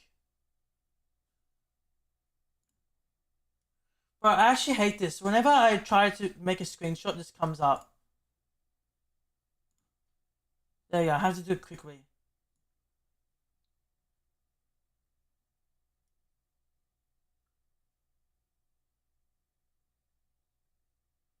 That's perfect. As... sorry, you heard the noise. And then we'll just do this. This is what I'm gonna do. This is how I move my background and make the thing what easier. I'll just do this. And then just do that. Remove background. Okay, I'll just finish uploading. I just finished uploading the things exported. So now I can just change this to data. So let me just do that quickly. Now I can just change this. Oh shit. There we go. Now I can read the chat. So I just finished doing this, and then I could just put this around here.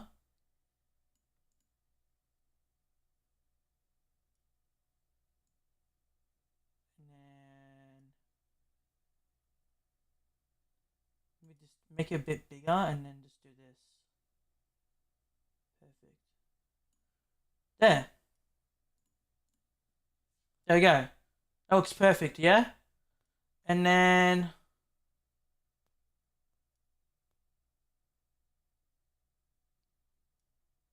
what we can do is we can add FNCS pickaxe because they won the pickaxe and they won money. Obviously. Oh shit, we got about 40 seconds. Okay, I'm gonna put back the audio. At just 34 years of age, Jason Dunstall in game 263. A couple of really big, important intercept marks off the opposition early 3 for the first half. He's still such an important part of Collingwood's defensive structure. You can see and hear how much organising he's doing. As you say, 5 intercepts, 3 intercept marks amongst them. 7 possessions. He kept Jack Gunston ostensibly quiet for the first half, albeit 1 mark and goal for Gunston. But he just does a job for them every week. They work as a unit, the 7 down back, and they just get the job done. Finally, this is a good quality. Where's it going to come from the Hawks? James Sicily just 4 disposals. Yeah. Jack Scrimshaw the same. He's gone forward, Hutto. So we're just looking at it here. But guys, if you were told you're winning contested possession, you're winning clearances, you're winning inside 50s, you'd be reasonably happy, wouldn't you? Yeah, you would. And there are really good positive signs. It's a bit like their season. It's not a disaster. They've just got to tidy up a few areas, and they've been scored against too easily when they do go in. So Sicily's going forward. That's a big one. Second term, guys. Frampton goes to him. So it's Charles, Sicily and Gunston, the 3 deepest forwards. He's been predominantly back in the last month or so. Third quarter from the MCG. Collingwood putting the foot down late in the second. Can they keep it going, or can the Hawks find a recipe early to challenge them again? Weddle's at half forward as well. Comes up to the stoppage here, brings Quaynor with him. So extra numbers around. There's a whistle from the umpire, bit of holding on. Both Nick Dacos and Darcy Cameron claiming it. It goes to the ruck. He takes this out wide. Go back to the 40. For Perryman. Nothing yet so far. Oh, geez. Scout the forward 50. Dacos and Ginnivan are fighting. Myercheck led out. So did Elliott. Same intention. Warple presses aside. Jeez, pre-seasons in that against Allen. The handballs are pretty good and constructive now. Brought it to Ambrosio and then onto the chest of Gunston. Nice. So far so good. Chol has a little patch of clean air ahead. He'll come up and have to deal with Frampton. The kick was a little too aerial. How he not marked it? He was literally clear. And again to Allen, safely to McQuarrie. Turned around, pressure from Gunston. So the bounce handball, all sorts of creations ahead. DeLong, the handball happy, and why not? Perryman now. Elliott in the wrestle. Myercheck disrupted, but didn't disturb him too much. Allen with an opportunity, just dabs it into the pocket. Nice. First to Myercheck. There's really not much Hawthorn can do. He's tempted, Myercheck. He could have gone on. He had that much space, but he elected to go back. That comes back to Billy Frampton back here. So all of a sudden they get through Hawthorn. Frampton's tracking Sicily on the back. The ball hangs in the air. He says, "No, I'll come off you." Comes off Sicily, helps more, spoil the ball. Now it's up the other end. It's been mainly the little guys tonight, but Brodie Myercheck was aiming for his 3rd. How do you miss that? Ruthlessly efficient in front of goal, so that's a rare miss. I love the way they absorbed pressure with the hand pass. When it looked like they were hemmed in on the boundary, there was a beautifully weighted handball from Nick Dacos that just opened things up for them, and they took it away. They've absorbed pressure all night better than the Hawks have been able to handle it. Yeah. Not a lot for Amon to work with, so he pumps it for Chol and Meek and Sicily, all 3 at it. Chol's claiming the mark. He took the umpire into it. So now Frampton's got Gunston down the line, whether he pulls that trigger or not. So he's coming for Sicily. Back up at the footy. Great kick by Charles. Ambrosio wanted it to try to create inboards. Well, this is what they were doing early, Jared, wasn't it? They were looking at that inside kick, but Collingwood have been great. Oh, you almost marked it. Yeah, that's definitely a free. Yeah, well, that got paid by the umpire downfield who had a better view than the umpire that was controlling it. He was clearly okay, he can now... Three long kicks, 3 contests won. The goal... Newcombe we know was too far out. Where's the barrel when you need it, Gaz? Bring it out. I think he's going to barrel it, yeah. He's not going to give up on the idea necessarily. Bit of extra momentum into the kick. Post. Into the post. That was very close. That was again. They were down by 38 at half-time. Gather around last year against Collingwood. Unloaded 8 goals to 2 to fail by 5 points. Yeah, Hardwick going forward on that occasion. Sicily tonight. They need a bit of Dylan Moore here, I reckon. Oh, what the fuck? Just to light things up. Bobby Hill. Quickly off to Dacos. Gee, that's a great mark. And then to Schultz. This is the problem the Hawks have had, is defending the transition from Collingwood. Had a bit of extra time to get set this time. Deep to Elliott and Membry. Oh, Elliott. Again. Having an incredible night. 6 is the most he's ever kicked in a game. He's done that several times. And they just... Holy they shit, look like I need this to is say the this. Bobby Hill mark. It's a classic. One-on-one. They look like scoring every time they go forward at the moment. Wow. That's the problem for the Hawks. Bobby Hill. Yeah, it's hard work at one end and not so tough at the other. Yes. Hawthorn trying to thread it together again. Yeah, and you Why can is the see scoreboard Collingwood have gone on? to work, Jerry. They're not allowing that lateral kick. Gunston came out of the matrix to be able to set that up. Holy shit, Aim he on, marked this can't find crazy. the run that is typical in his game. He'll kick it for Chol in the middle. Sicily trying to get out the back. Frampton brought it to the front where Long was waiting. Collingwood build. Nice. Frampton, Josh Dacos, long kick coming and 2 ahead. Pendlebury a rare fumble. Time to regather and resets. Quaynor has Schultz working hard for him. He can turn and go and give them a promising look up ahead. Nick Dacos checks his kick low down. Oh, good fend off by Elliott. He's going to try and kick a goal. Wow! 5 goals from Elliott. He just fend off the Hawthorn player and just went for the shot. And straight in. That is the goal of the night. Absolutely goal of the brilliant. night. And he knew what he was going to do before he even Holy took possession. shit. He knew he had battle in hot What a pursuit. fend off from Elliott. And he had to fake the little hip shake. The little shake and turn. And look at this. have a look. This will be a great view to pick up exactly what he does. So he's... In fact, it's the Schultz, Mark, and then Scrimshaw in the end. He knows he's going to lean one way and then turn the other. Fend off was crazy. Tackle wasn't good enough, but the play from Elliott is superb. So Scrimshaw's thinking he's going to go right, so he thinks he's going to turn on his right boot, and he just second guesses him and goes left. Finish. So he's in rare form, Sidebottom's in rare form, Howe's in rare form. Wow. All the older blokes, or not, well, James 5 goals, he kicked 6 last last week. For a while. Kicked 6 last week against North Melbourne. At the age of 32. North Melbourne, sorry.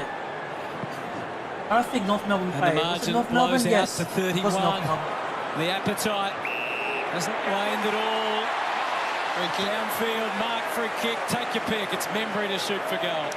Oh, it's getting really worrying here now for the Now Hawks. it's going to be 41 points. So centre bounce, which has been a problem for them. They've been okay in it. It's been opened up a little bit.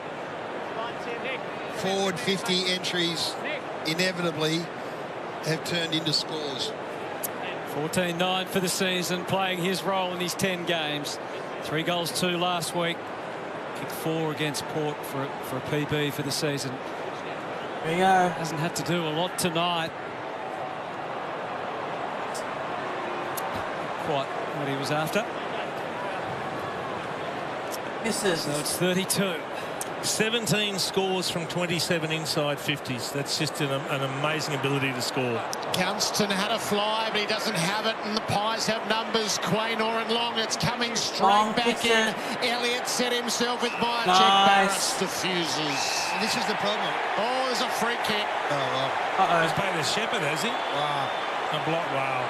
Wow. So there's a bit going on there. So I think he's going to say that Josh Battle had his back to the ball and pushed out his opponent. I think that'll be the ruling. So here comes Battle. He turns to look at the ball, puts an arm up to spoil it. Very hard. That's a tough one. Very hard. But you've got to take it when you get it, if you might, check. Collingwood build the lead further. 47 points. Scoring every time they go inside. Myercheck has 3. And this is blown out. So there's so many Sorry, things. no. 38 like points. If you're a Collingwood supporter and you talk about their efficiencies going inside, but it's what happens when the ball goes out that I'm most impressed with. You just can't move it against this Collingwood side. They can set up behind the footy so well, so there's a free kick. You know, you can moan about it if you want. But every time the ball goes in, they either score or it comes back out. There's pressure everywhere. And they struggle to move from one end to the other for Hawthorn right now. So this is a team who are historically very hard to play against and score against. They've kept Hawthorn to 6 goals in 2.5 quarters. And they've upped the ante, whereas the Hawks found ways to move the ball in the first half. They changed direction. There's really very little in that. But it's been paid. But they're not able to transition the ball now. They're so good defensively. It's 38 points, 5 in a row. Warple. And the extra number was Collingwood's. Quainer fully committed. Allen off the wing. Hesitates and then over to Houston, who just glides across and kicks to Dacos, who's come out of the centre to give them a way forward.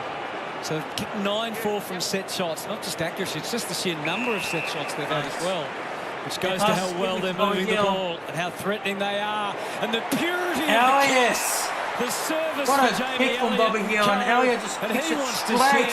Oh shit, that is definitely, oh wow. It's a mark, or it's a free kick, will it be 50 as well? I think he's going to come to the goal square. The Hawks trying to show a bit of fight because they're not doing it in the game at the moment. We'll wait and see. 50 metres. The fingers are pointed to the goal square. Oh wow. That's fair enough. Yeah, it's over. Lipinski's kicked his second. And listen to those Collingwood fans. So, Jamie Elliott has kicked his fifth for the 4th time this season. From the 20-minute mark of the second quarter, it's 41 points to 1 and 15-4 inside 50s. That's a belting. That's an old-fashioned belting. It is. It's early for the chant, Gaz. Well, Elliott marks it. And that is well found. This is just good old-fashioned making you earn it and prepared to give up a 50. So fly the flag, no worries. Had he got him in the head, would have been a different outcome. But this Collingwood side have been so impressive. So they can beat you in a lot of different ways. What we are underestimating, and perhaps haven't spoken about enough, we've talked about them defensively, they are slick. Some of their ball movement, their hands have been first rate. Doctor's gone out to get Lipinski and bring him off the field. So that'll be a cautionary HIA to start with. A little assessment to be made. Doesn't look to be in too much difficulty, which is the good outcome from that collision. He's kicked 56 points from turnover, Jace. 56 points from turnover, and we're got 13 minutes and a quarter of footy to go. That's a symptom of the intense pressure they put on. They have been so good. The Hawks have thrown the cheapie now. They've got to back it up. Warple caught in the middle. Oh, he must have been tempted to pay that as well because he had it tucked under one arm.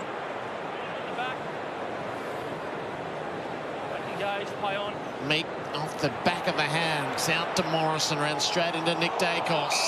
Stood up. Hawthorn needs to do something around 19 here. last year, they won by 66 points. So here we are, however many games later, and it's swung big time.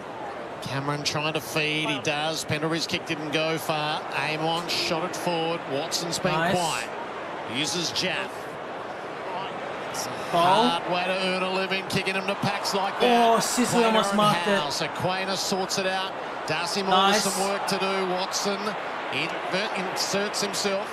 Works it around to Amon. Sicily's the target deep. He draws the crowd, almost marked it it. to ground. McDonald trying to get it goal side.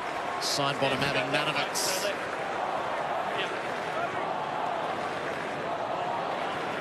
Sullivan the sub.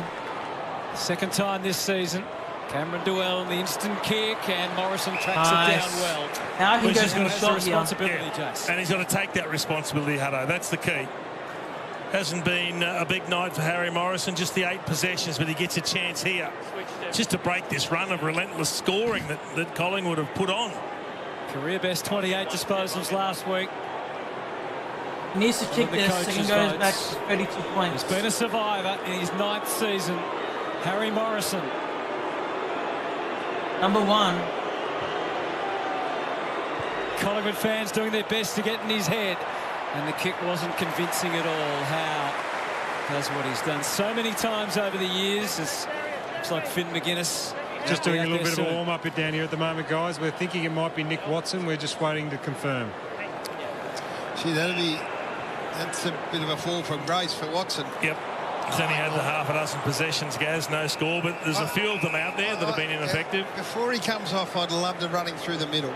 Maybe he hasn't got a tank and maybe he's not quite ready for that yet, but just to try and add something through that middle of the ground, bit of excitement, bit of buzz. Yeah, Dylan Moore, Connor McDonald, Blake Hardwick, that have all been quiet.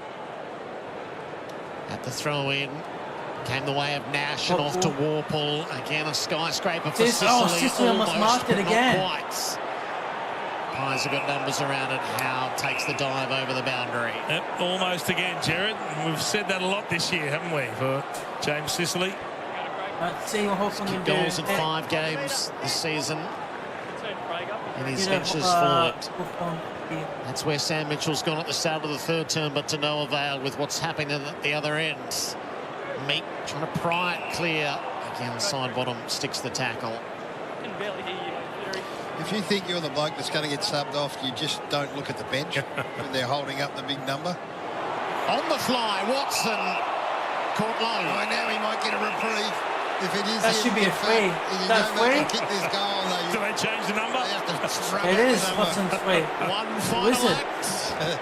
Well, he needs to go back and kick the goal now, Gaz. That's the next part of this. Does he get him low? He starts up, but then it slips down. Well, the sign's out over here on the bounce on the boundary, guys. So 34 still there. Oh, no. Let's see if it gets rubbed off if he kicks his spoons. You don't come off, do you, Gaz? Not if you snag one. It's been hard to come by for the Hawks. Disposal number 7, quiet 2 weeks running. Nick Watson with a final flurry. He's got it. Kicked the goal. You know that arcade game Time Extension? It's a great analogy. Finally. Celebration afterwards. He looked at the crowd. That's how many he points doesn't now? want to look over the number, and then the hand's gone up. The hand has gone up down there with the board. Maybe weight. I think it's the weight, Gaz. We might reconsider. He might have a reprieve. He 37. might just have a reprieve. They got it back to 37 points. They've got to get some excitement somewhere. Have they rubbed it out, Moons, or not? I'm just waiting for him to put it back up. It looks like he's okay for the time being. He's got himself an extra 5 minutes. Exactly. Might be changing the number now. Or he's actually cancelled the number.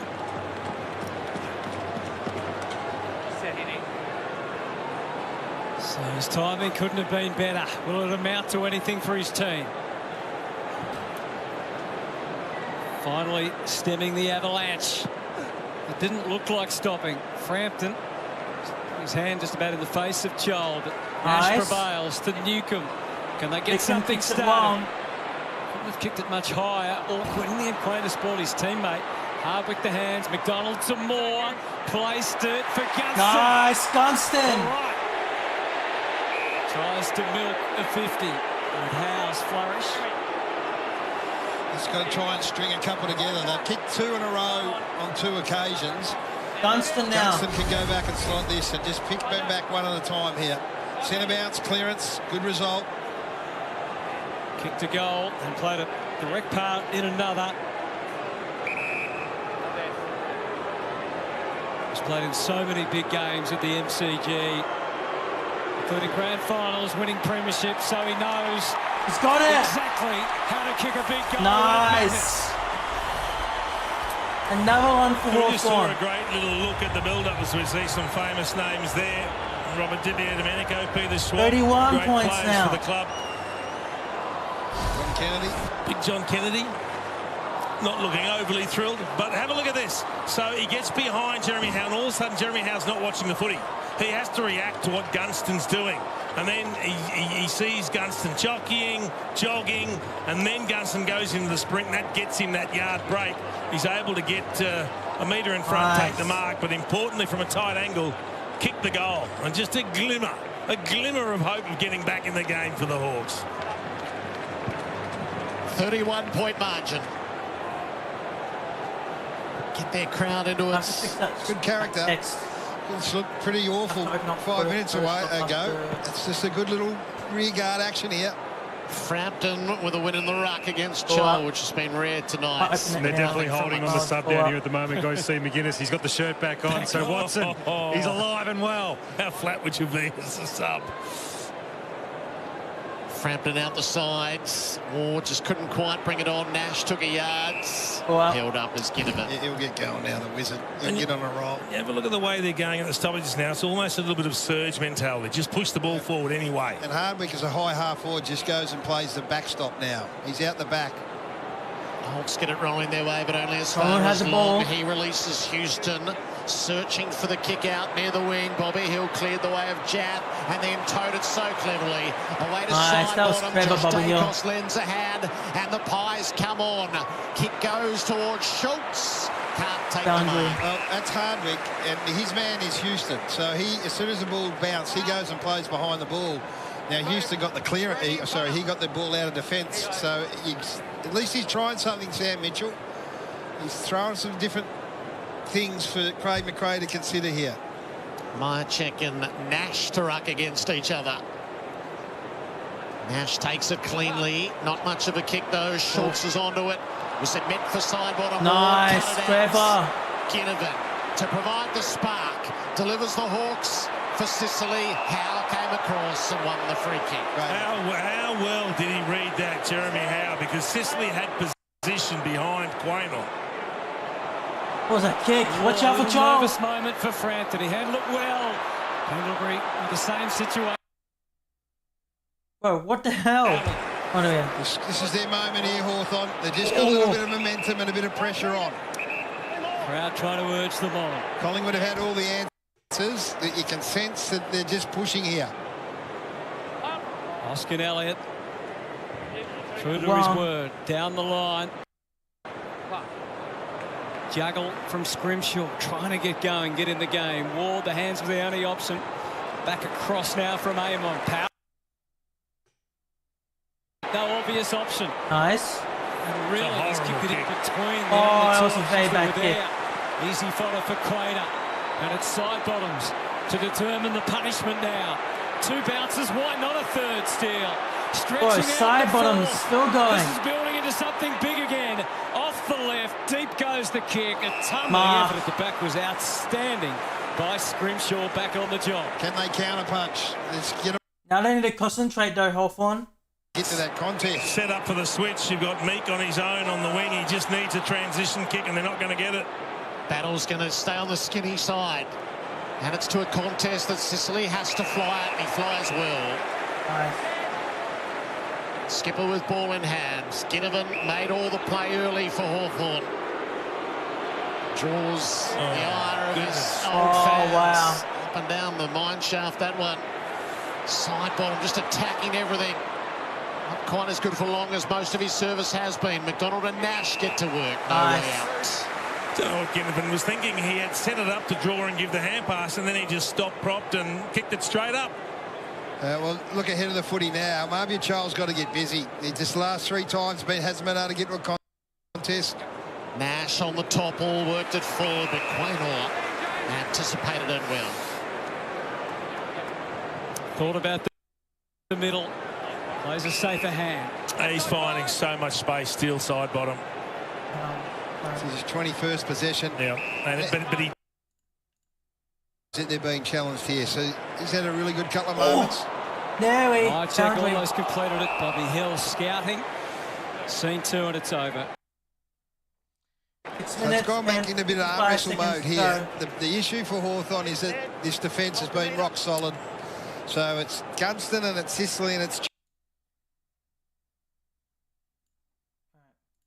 doing some ruck work against Meek. Not much of a chance there. He was good last contest. He was able to mark that ball and get it forward. The other two have got to get competitive in the air as well. Meek trying to hit Newcomb. Amon had a look at it, but Crisp shows them how. Pushes off. Sends it forward. Too far away, Jack Crisp. Would have been a heartbreaker for the Hawks. He's kicked a couple of behinds, Crisp, tonight. Weddle. Battle. D'Ambrosio wanted it as the next link in the chain. Battle didn't look there instantly. Defence is outstanding here from Collingwood. So long to the contests. Scholl has a fly. Can't mark. Ginnivan's sweating on it. Allen's hand pass charge down. D'Ambrosio. Watson stays viable. Battle. Amon and Battle. No. This is this. What do they call it? No. The fly trap that Craig McRae's put on. They are set up perfectly here, the Pies. Spoke about how poor Hawthorn's tackling was last week. They only had 36 tackles, a low since something like 2008. They've only had 23 tonight to Collingwood's 53. Wow. Meek clean, feeds it off. Newcomb links it up to Dylan Moore. Finds the overlap run. Impey's hot, had to release it. Ginnivan and Pendlebury. Pendlebury with a good hand. Ginnivan's not out of it yet. Pendlebury just too cool. Houston. Used Cameron and Houston. Perryman full retreat. Go. Risky. Nick Dacos. Oh, that should be out of the full. Bit of pressure from the Hawks. He's going to call it is out of the full. That's extraordinary. That is extraordinary. I'm running close down Photoshop because Photoshop is just making the... What? Yesterday. That's unbelievable. Kicked it out of the air rather than off the ground. Surely that can't make any difference. Quite well knew what he was doing just to get it out. Happy to concede possession, but get it outside the area. How is that not out of the full? That was extraordinary. Why is it not out of the full? Love that. Newcomb puts the head down and still draws through it. No. It went Collingwood's way. And look at them on the surge. Look at them go. McCreary. Look at them. Admire them. McCreary again to Allen. This is going to be a goal. Is the mode. Hoskin Elliott. Oh, nice. Hardwick back in defence now full time. Hoskin Elliott was trapped. Handball away to Scrimshaw. Gathered it cleanly enough. Awkward. Getting more so for D'Ambrosio. They're all over him. It's a great win for Hawthorn. That's pretty good for Hawthorn. That is a great win for Hawthorn because as you pretty good for Hawthorn. They made sure that they had overlap. They had numbers out everywhere, and Scrimshaw stuck at it. They all stuck at it. They all left their opponent to go and put pressure on and got a one-handed smother in. Cameron got the soft touch. Long. Camped right underneath. So they're just hanging in here. They're just hanging in. So that's the body check earlier on from Meek on Lipinski. He's gone. We've seen a number of those tonight. Wow. You tuck it under one arm and you have your other arm held in the tackle. They put the onus back on the play with the ball to try and dispose of it, get it onto your boot somehow. But the tackling efficiency of Collingwood's just been too good. You can see the left arm free. 203 pressure this quarter, Collingwood, Jason. 145 Hawthorn. Well, that's the difference in the game and the difference in the tackles. Long knew what he had to do. The invitation is open. Nice. Weddle couldn't get it clear, so McCreary. Good tackle. Well, they win it back. Hardwick. And now it's Collingwood's turn through. Perryman pokes it up for Cameron. Meek defending. Grimly. Long kept his head. D'Ambrosio. This is tight and tough. Bobby Hill. For a bit of Bobby Hill magic. Wow. He resisted the temptation to shoot for goal. Bobby Hill. Made sure that the pass was the right option to memory. Well, it was. Both sides have been terrific in the last 5 minutes. He's a superhero. He just passed through.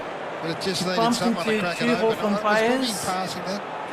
And then Tim Membry just got straight to Tim Membry. It's going to be a goal for Collingwood. And all that matters in the end is that Collingwood get the steadier. Tim Membry's had a shot this quarter and missed, which was unexpected given how well they've shot for goal tonight. And that was well celebrated because Hawthorn had mounted a challenge. They put a couple back. Fired a few across the bow. 91 to 53. And that last little passage there is the game in a nutshell. So Hawthorn are able to create a couple of turnovers, but both times they don't get the easy exit because the return pressure is immediate and intense. And a couple of times it looks like they're going to get out of it, but then they fight back, they win the ball, they take it away from the Hawks, they break a tackle eventually, and we've spoken about the quality of tackles, the difference that Collingwood's tackles and Hawthorn's tackles look like, and it results in another goal. Forward pressure outstanding. Yeah. What about this kick? We just got to... he might have pulled it. In step, Gary. I'm going with him. Yes, you might be right, Anthony. Yeah, how dare I doubt you. Lockie Sullivan's into the game, straight to the centre square. If that's Lipinski with the HIA and concussion, then Lloyd Meeks playing his last game for a little while. He has ball in hand. Hound passes Ward, had a fumble, and he's in desperate trouble as a result. Kick was smothered as well. And Nick Dacos just carries it clear. Releases Perryman. Has a look what's on kicks it offer. long. Membry and Schultz are the two deeps. Schultz was given right of way, didn't pull it in. Morrison underneath. Uses Walker. That is definitely a free kick to Collingwood, holding the ball. Pressure. Standing for the pressure. Told you guys, Collingwood's pressure is outstanding. Walker Schultz, what is he going to do? They got all parts of their game in good order, Collingwood. Schultz sags it to Josh Dacos, and side bottom will get himself another shot at goal. And he loves these sort of shots. But there we can see the sub's been made, and it looks like it's Scrimshaw. So a reprieve for Nick Watson. But they're just out-muscling Hawthorn with the pressure, the quality of tackling, the body on body. It's been relentless. This has been super impressive from Collingwood, and this is why they're sitting up around the top of the table. This is disposal number 22 for Steele Sidebottom, and he is lining up at his third goal. Steele Sidebottom thrashes it near side. That's a statement from Sam Mitchell. Scrimshaw. It was going to be Watson, Scrimshaw instead. Yeah, well, maybe they're just going to try and find a bit of flair and dash, and Scrimshaw had been giving it. He did get a reprieve, Watson. He was on death row. Yeah, he was. He kicked the goal, but at the end of the day, you could have found half a dozen to bring off very easily. You could, Jace. You know, guys like Dylan Moore who just can't impact in the manner that he was last year. He's had 7 kicks for the game, a single point to his name. Score. Outer umpire flings it back. Cameron was waiting. Connection with Dacos. Now Amon. Off to Warple. McDonald to Ward with each handball. Collingwood got closer and closer. Schultz. Wow. Part of the parade. The pressure. Oh, that was funky from Bobby. Maybe a little bit too funky. There's a little bit of globetrottery stuff going on out there, but you can't be critical because they adhere to all of the defensive parts of the game that you. No, I think Collingwood will be versing Melbourne next week. I don't really know. Newcomb couldn't wade through completely. So Schultz is there. Morrison in attendance.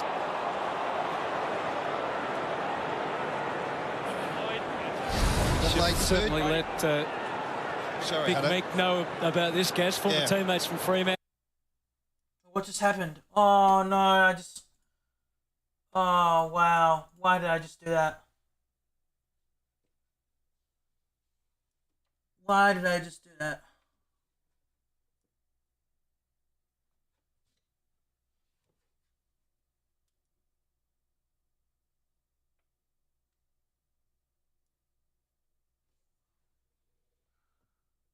Hold on, chat. Let me just fix something real quick.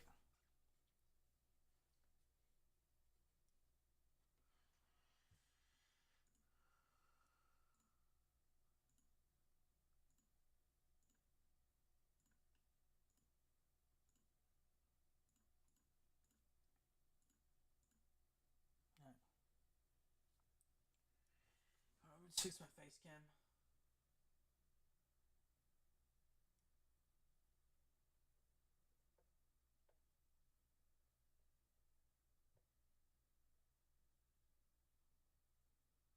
Is this good?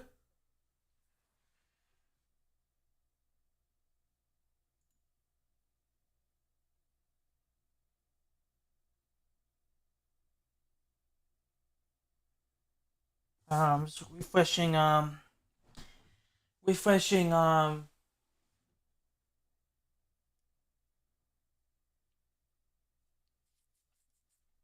VIP week. I think it's siren already sound anyways, so yeah.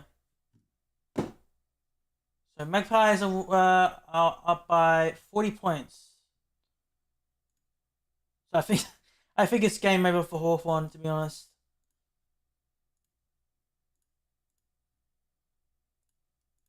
I'm not gonna lie.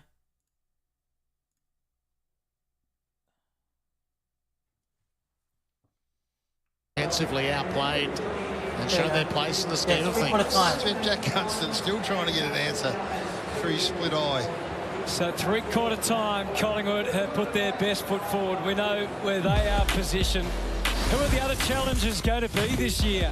Could it be Gold Coast or even Fremantle? We'll get more of an idea about where they stand tomorrow. Super Saturday Live. It's the Suns and the Dockers to kick things off. You're watching Friday Night Footy on... Three-quarter time. 93 to 53. 40 points.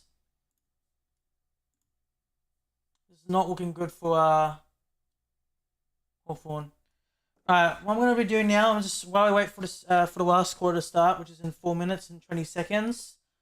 I'm just going to go ahead and try to edit this thumbnail for the vlog that will be for LA for day 2 for FNCS Pro Aim. I was supposed to be uploading it on Thursday, which was covered yesterday, but now I'm just going to upload it on Sunday.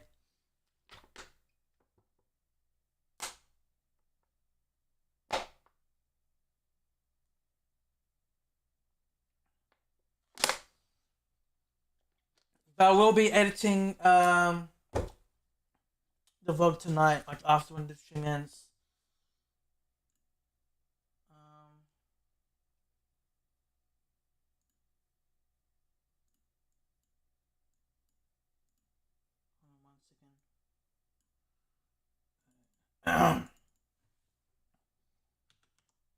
LA day 2.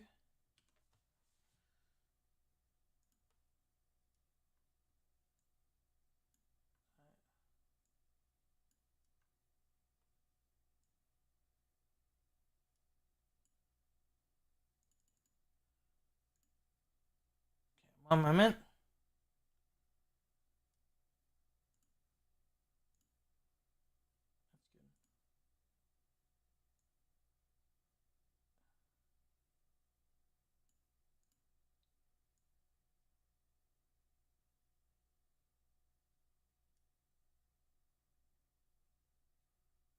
Could do this, to be honest. Get on the line. Oh, there we go.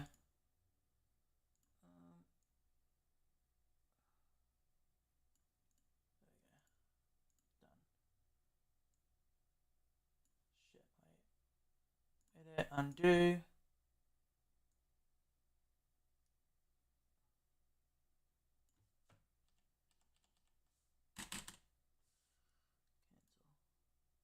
Okay.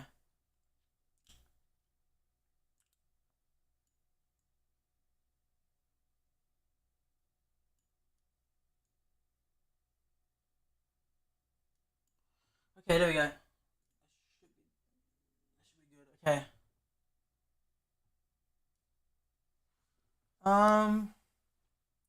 Anything else?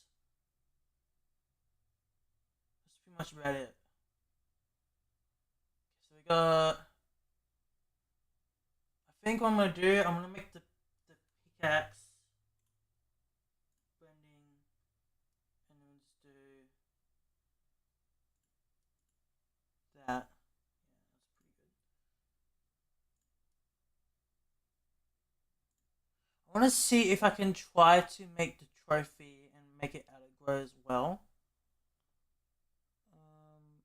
Object selection tool. I want to do. Let's do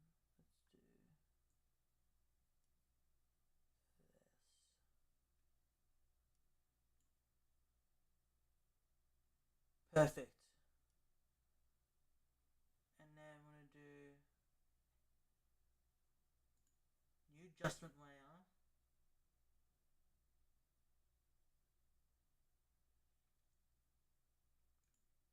Properties.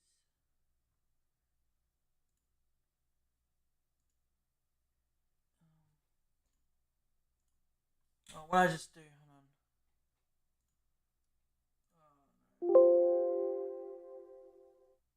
No. What did I just do? Hold on.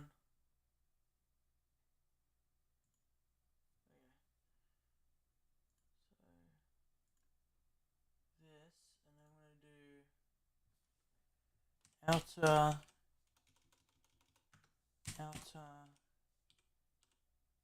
grow.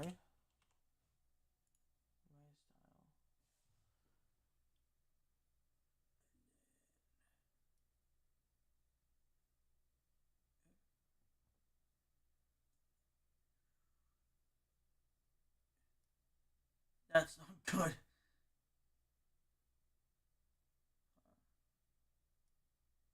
I could make it like this.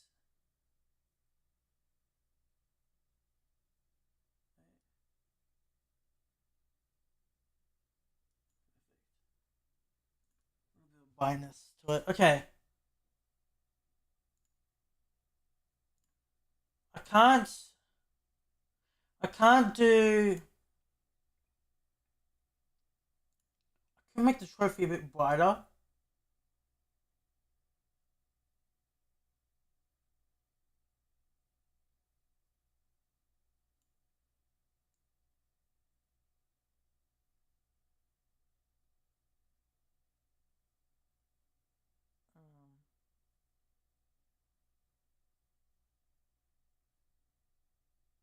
Perfect.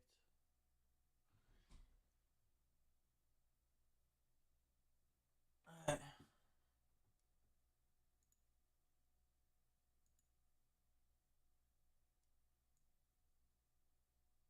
This one. I'm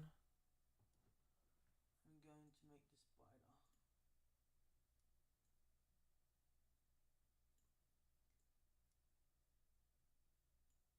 brighter.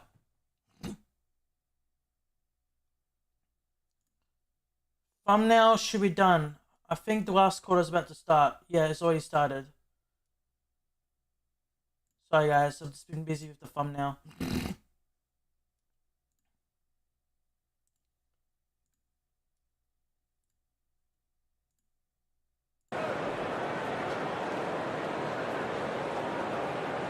Meek has Membry to contend with. Did a reasonable job there, so no decisive advantage on the throw-in. Maybe the throw-up will be a little different. Membry lively. Meek on the second. Just a wild handball to Allen, to Pendlebury. Back to Dacos. Further retreat, McCreary. Now the forward. The high ball.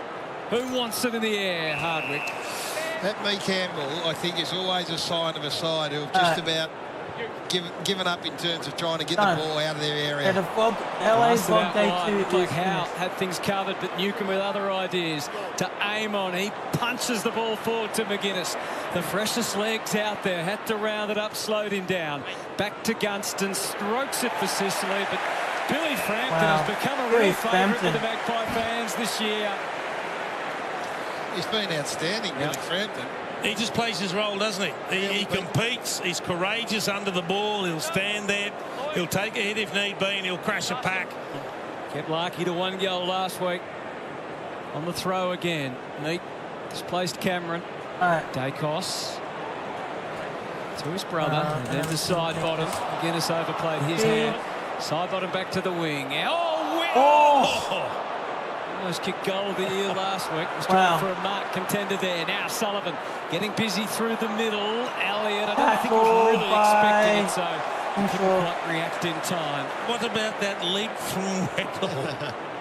Here's a sight to behold. So there was a good tackle win. And a forced an intercept for the Hawks. Morrison's going to get a 50-metre penalty. 50 metres. Stand not adhered to. The only way of late they've had a seamless entry inside 50, but why does the PSG take so long? Oh, she's not moving much. He's just bouncing around because he's keen to put more pressure on Gaz. Exactly. He just wants to lay another tackle. Harry Morrison. He shot in that third term, didn't score. He needs to kick this. Disposal number 11. Morrison on a path to goal. Missed. Just get back to that. I know we might have glossed over it. 8 Hawthorn players have not laid a tackle in this game of footy. That's an indictment. Yeah, I have to upload After that was specifically mentioned by their coach last week post-game. Dacos still got the kick away to even numbers ahead. Allen with the soccer. Myercheck went with a tackle intent on Newcomb. Nash to McDonald. Fires it out to Ginnivan. Barely the required. Just enough to get the whistle. More. Sicily and Chol and Gunston. They're all ahead. He goes for the captain, but as he's done so often this year, Cameron short circuits that. It's just a poor option. He hasn't had a great night, Dylan Moore, but you can't kick to the ruckman. It's dropped back behind play. Kick to a 1-on-2. Floats it back to the wing.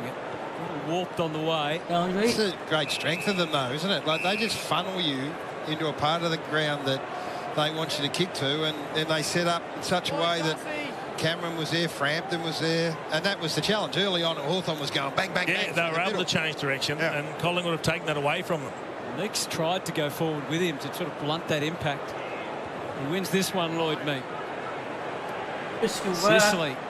Hands to it. McGuinness. Perriman tried to dismiss him. Is he going to be penalised for that? Yes. Yes, he is. Moore or McGuinness, both will have claims on this shot. Moore is probably the more. Not a lot of prior opportunity for Harry Perriman, but I guess he took it thinking, can I then break through? But his arm out to try and fend off. I think when you do that, you give it up. And this doesn't go for goal. Newcomb realised at the last minute there was no genuine target. Really? A rare fumble.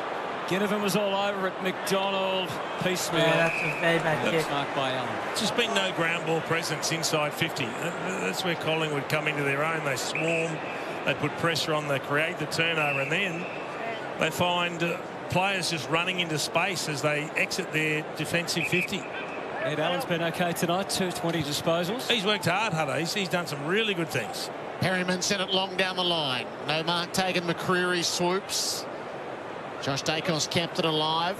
And then Nick sends them forward. Spoil made on Chris. Ground ball. Sullivan.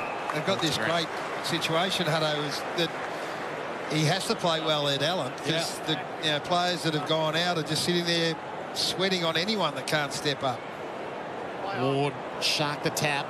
Jap dispossessed. Bobby. Oh, Bobby's going. Oh, froze. What happens now?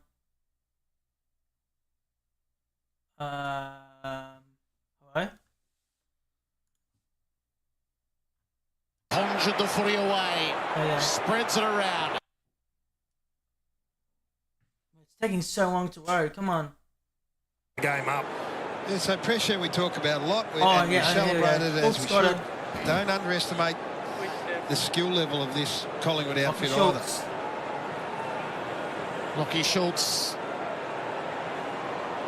Forever linked with Jack Ginnivan. What was that three, kick? but not able to come up with his. They're still alive here. Elliott brushes his way around. He had 6 in mind. Bobby. He might finish the deal. He's got it. That's it. Game over. It's been building. Bobby's been feeding them to everybody else. Wow. That time he had right away. They're just a class act and they're showing it at every opportunity now. I mean, that's rubbing salt into the wounds. The Hawks had 2-on-1 in the aerial contest and couldn't spoil it through. But it actually comes back into the corridor. Then they have an opportunity to lay a tackle. So you see a 1-on-1. Nash and Barris. Why would you come to MCG? A chance to lay a tackle there. It doesn't stick. We've spoken about how poor the tackling's been. And it comes home to roost. Pies keep it alive, and Bobby Hill's got the class to finish. I love that too. I love the way they're celebrating each other's successes. Nick Dacos couldn't have been more excited had he kicked it himself. That there is a great sign. That's Bobby getting excited because he's done the work. They all get around Jamie Elliott, who set it up, and Nick Dacos is just happy. Wow. He's just happy that they're out to whatever it is, 45 points. They've almost cracked the ton at the MCG. It's beaten them once here this year. This will be 7 wins and 1 loss. Shots. I wonder if he injured himself on the kick. It's been a disrupted year for him. Hamstring earlier. As Meek kicks them inside 50. More nice. Down there. The captain. That's the better of Joel again. Well, they've done this all with him having, like, he doesn't get beaten. That's one thing. That's your start. But he hasn't had to find any of the footy or intercept mark at all. Blasted out to the wing. Cameron, Membry both there. Membry going to ground. Got the handball away to Newcomb. Gets roughed up a little. Took the footy with him. So let's have a look at Schultz after he kicks. He does feel for it, doesn't he? He does. He does. Thought maybe. Poke forward by side bottom again. Sullivan a bit of a standoff. Crisp, Impey. Wobbles one. Here's Ginnivan. Nice. And then they kick this one, Hawks. And Newcomb. He kicked 2 in the next couple minutes. The footer does connect with Joel. Kick 2 in the next McGuinness gives him the best initial offering. But that's all 4 minutes. in close. Next we have a chance. Nothing substantial yet. Gunston longer down the line. Morrison. Chat, if the game, tries to tuck if to it's up to 4 minutes, then we don't see any progress. Have a good night. 18 disposals. Then we're just gonna. And he's just getting better, Hutto. So this is the thing about this side. They are just getting better. You can't see the drop-off here. And they're starting to understand each other. They've got all parts of the ground covered. That's just so impressive. How well they are playing under Craig McRae. So well orchestrated from the coach. Barris on the back foot. Impey twisting, turning. Now kicking to Hardwick. A bit of spacing ahead. Thought about the middle, but he goes wide. He more sets himself. Can't complete the mark. He hasn't marked it. Oh, he has. Caught to the umpire. I think it's a free kick. Full start for Gunston. Short for Ginnivan. Child deep. Watson in the pocket. And the Wizard got it. Staved off. What is the Wizard going to do? He's going to try to his kick number written all over it early when he was going to be pulled from the ground, subbed off. Even though it was an uncontested mark inside 50, look where Collingwood's forced them to have their shot from. He's capable from here. Looking to stare down his second goal. It's not going to be a major. It's just going to be a behind. Not to be for the Wizard. 44-point margin. Allen is set up for the kick in. Quainer goes rushing by. Didn't give. Completely unhurried. Long. All the work has been done. Kick long. Weddle has a fly. Didn't try to mark this time. Knocked it down. Ginnivan to Wards. The re-entry. Watson tried to clear the way. Allen held his ground well. Receives it from Quaynor. Has plenty of support in boards. Hung it up for Perryman. Josh Dacos into an open lane for Houston. He'll find the kick to the wing. Bobby Hill set himself. Bobby marked it clearly. Impey at bay. He's to stand. Wanted the 50, instead shuttles the hand pass away. Houston checks his kick. Membry presents. About to score. This is danger right here for Hawthorn. They go inside 50. They've scored 63% of the time. That's the 3rd best ever under Craig McRae. Frampton, Nick Dacos wants it. What Nick wants, Nick gets. It's some sort of scoring record every time you go in, Jace. On the 45 for Houston. Houston marks. Probably wants the ball into my check very as much well. on the shallow lead. Houston will challenge them a little bit deeper. Membry against the boundary. Just picking him apart by foot, being patient, waiting for an option to appear, and then drilling it. Makes for a tough shot for goal, but another opportunity to score from another inside 50. It's an unbelievable return. You just dream of a night like that. He's been a wonderful goal kicker across a dozen years. Tim Membry, it would take his absolute finest. He doesn't take the shot. Myercheck with a run. Weddle stood his ground in front and repels. D'Ambrosio off the right boot, guides it for more. Okay, now they have to run Hawthorn. Absolutely nothing. He was able to find Charles. He needs to kick it straight away. Plenty of Collingwood numbers behind the ball. They're so quick to get into that defensive mindset. There was always going to be just a dead end ahead, wasn't there, really? As Collingwood got organised, as you said. Amon, excellent off the boot to Moore. So I think Collingwood will be versing Melbourne next week. I think in about 2 weeks. So next week, they actually verse on Monday. Watson is deep. Gunston trying to get in line of the kick up. It is what it is, to be They've honest. made him earn his spot, Gaz, haven't they? My word. Got plenty of footy when he's had the opportunity. He's got all the attributes of modern footy. He runs. Square, it wasn't the goal, so... Finds the ball. Might have to tidy up a little bit. I think that's what that's what they've been looking for. What a night it's been for Collingwood. 9 minutes 25 remaining. It's a question of by how much more than anything. Nash is still whacking away. Okay, I think Collingwood. Yes, 100% for key forwards for the Hawks. Signalling he's going to drive it in high and long. End zone, you. McGuinness an unlikely target. Moore puts paid to that. Definitively. Dacos remains balanced. Kicks to the inside. Toweling long, but you can launch from there if you want. The middle or to the edge. Chris, looks like Walker's further in this record of have a hamstring consecutive games as Schultz with that ice on the hamstring. It's a bad scene. I think Collingwood has to a couple of casualties out of tonight, Lipinski and Schultz. They always keep him out for 2 weeks, but the reinforcements we've already seen. Again. I think he needs to give more than 6 killers, 4 weeks, 5 weeks, 6 weeks. So Collingwood doing as they please in defence. Now Allen will get himself in on the ends. Elliott's come a long way from home. I think it's game over. It's almost 5 minutes. Thrilling goals earlier on. His fourth bag of such this year. Pendlebury, tireless, run the mats, and he'll be alongside Michael Tuck late in September. His chant first rung out in the early stages of the third term. That was a practice run. This is just kick to kick in the yard at the moment, doing as they please, the Pies.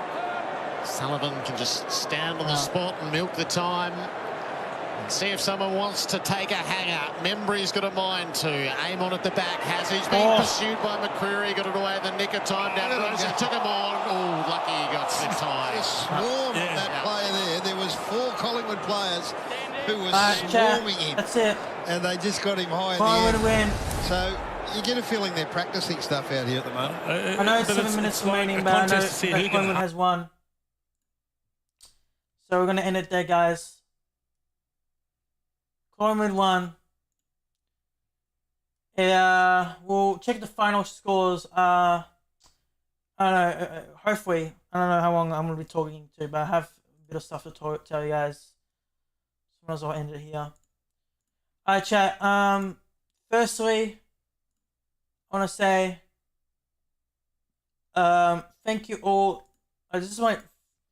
I haven't streamed for the past 9 days, but I did do a stream saying I'm back, blah, blah, and talk about some bunch of very important stuff, obviously, but I don't know how I was talking to you guys for the past 4 hours. That was, I don't know, I think time went very fast. What did we do? I don't even know what we did. Did we just mark stuff on the calendar? I don't really know what we did. But we've been talking for the past 4 hours.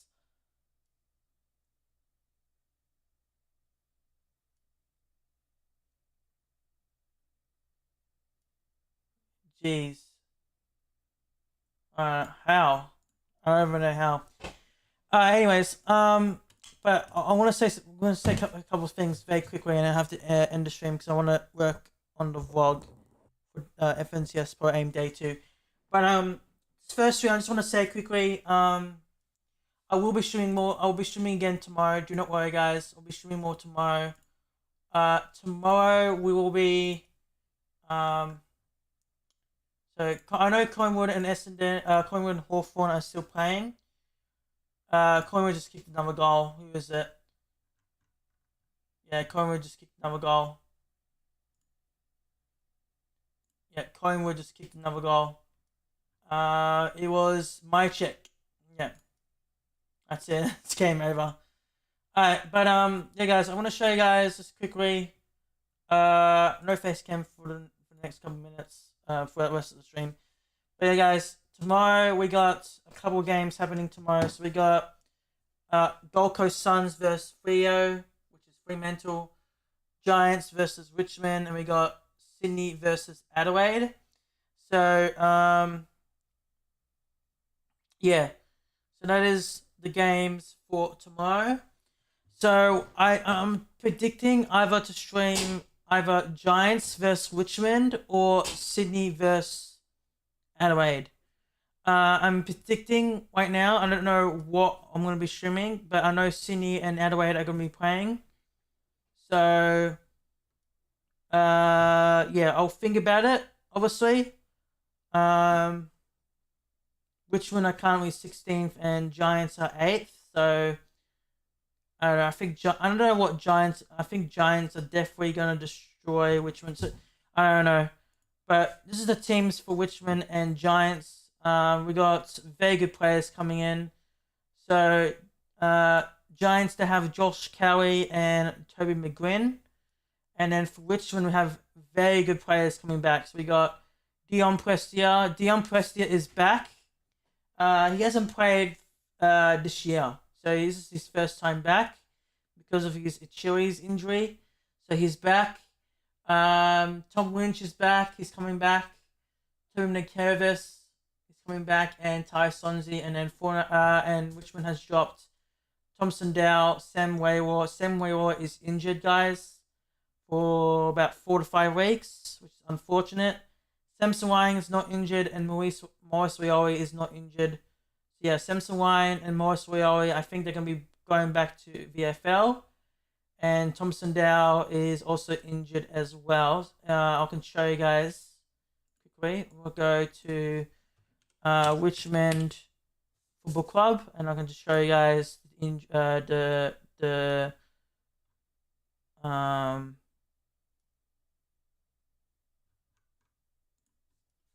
Richmond injuries. This is the injury list, guys. So this is the full-on injury list, okay? So Tom Lynch is going to be playing. Matt Corina is going to be... Tom Lynch is going to be playing AFL. Matt Corina is going to be playing in the VFL. Alright? He subluxed his patella. He's in the round 6 of VFL game. And Lynch went to concussion protocols. Jaden Short is going to be back in 1 to 2 weeks. And then Sam Weller, guys. Sam Weller is going to be injured. Is injured, and he's going to be back in about 4 to 6 weeks, which is very, very unfortunate. Josh Smalley is going to be back in about 4 to 6 weeks. Taj Holden, about 4 to 7 weeks. Josh Gibkiss is going to be coming back 5 to 8 weeks. Thompson Dow. Thompson Dow is injured. He's going to be back in about 6 to 8 weeks. Alright. This is so Thompson Dow is a new injury list. Same way it was the new injury list. So yeah, we have Tom Lynch back. We have Mate Corina back in the VFL. So I think hopefully next week, which is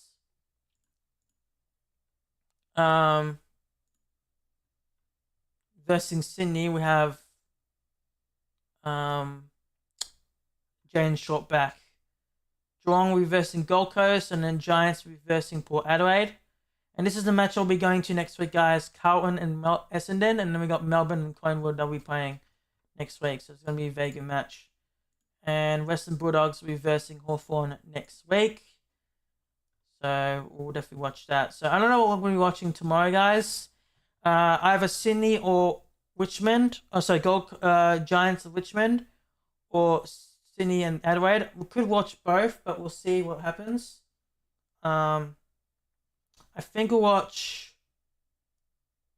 If I don't feel like streaming the Giants and Richmond, guys, I'll change it to Sydney and to Adelaide. I don't know. I'll see how it go.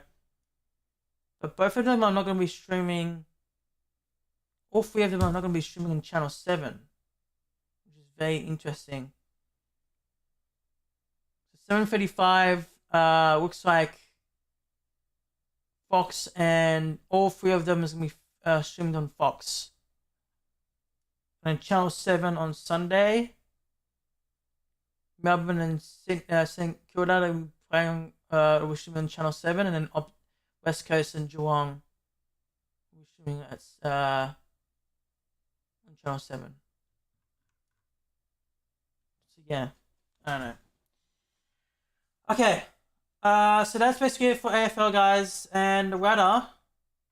Collingwood back up on the first place, and Hawthorn has lost 2 matches. So yeah. So now, so Brisbane won against Essendon. So now next week they will be versing Adelaide. Next week, Friday at Adelaide Oval. Adelaide versus Brisbane. I don't know. I think Brisbane will smash Adelaide, but I don't know. We'll see what happens. But we'll be playing at Adelaide Oval, and then Western Bulldogs and Hawthorn will be playing at Marvel Stadium. And then 7:35 we got Giants and Port Adelaide, and then Sunday, we got Carlton and Essendon. I will definitely will be going to that game, and I'll be recording it. So yeah, and then we got Melbourne and Coolingwood at 3:20 p.m. And then next week we got not very good matches. We definitely, I don't know if I'm going to be streaming the Essendon and Geelong, or I might stream the Brisbane Lions versus Giants, because I'll be going possibly to the movies next week, week after. So I don't know, we'll see what happens, and then blah blah. But yeah, and then Geelong and Brisbane will be in about 3 weeks' time. I do want to also check as well, because I know the tickets are still on sale for Geelong and Brisbane. That's going to be a very good match, and it's going to be playing at Geelong. So I just want to see if there's still tickets still available. Yeah, there's still tickets available.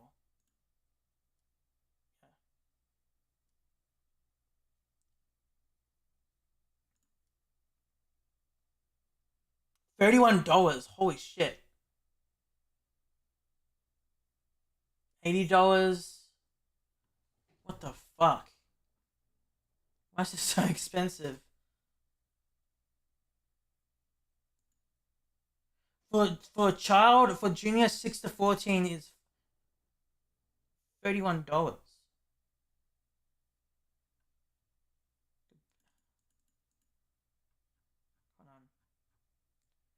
So I have a C43. What about C43? How much is it for C43? Still $31.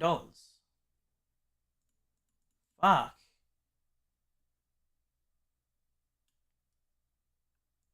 Alright then.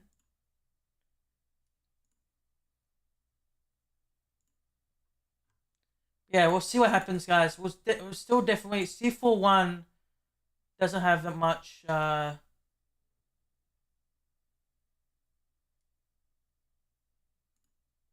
left. I want to see... Here we go, view. There we go. Here's the view. This is the view is where it's going to be. I definitely want to sit there as well. Hopefully, fingers crossed. This is a very good seat. And this is at the Joel Selwood stand, guys.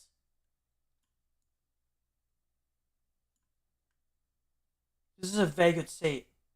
This doesn't happen until the 20th of June. So we've still got plenty of time to purchase tickets. So I think on the 17th, I don't know, maybe on the 3rd or the 4th.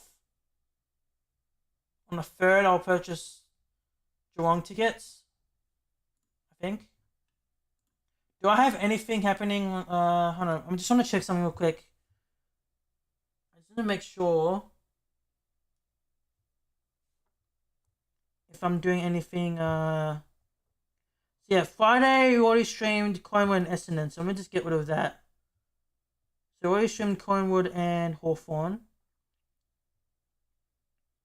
So now tomorrow we got Giants and Richmond or Sydney Adelaide at 7:35.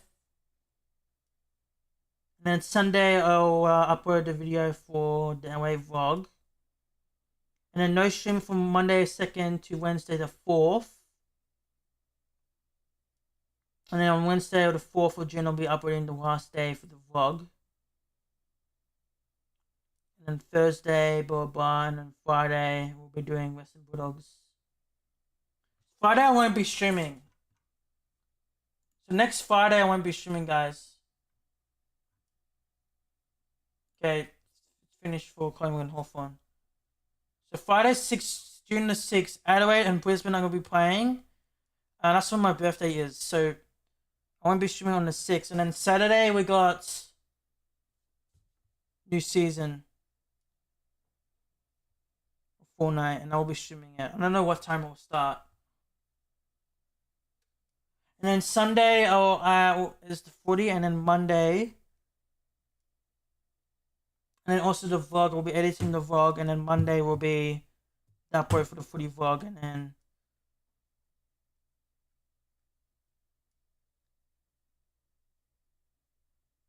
yeah.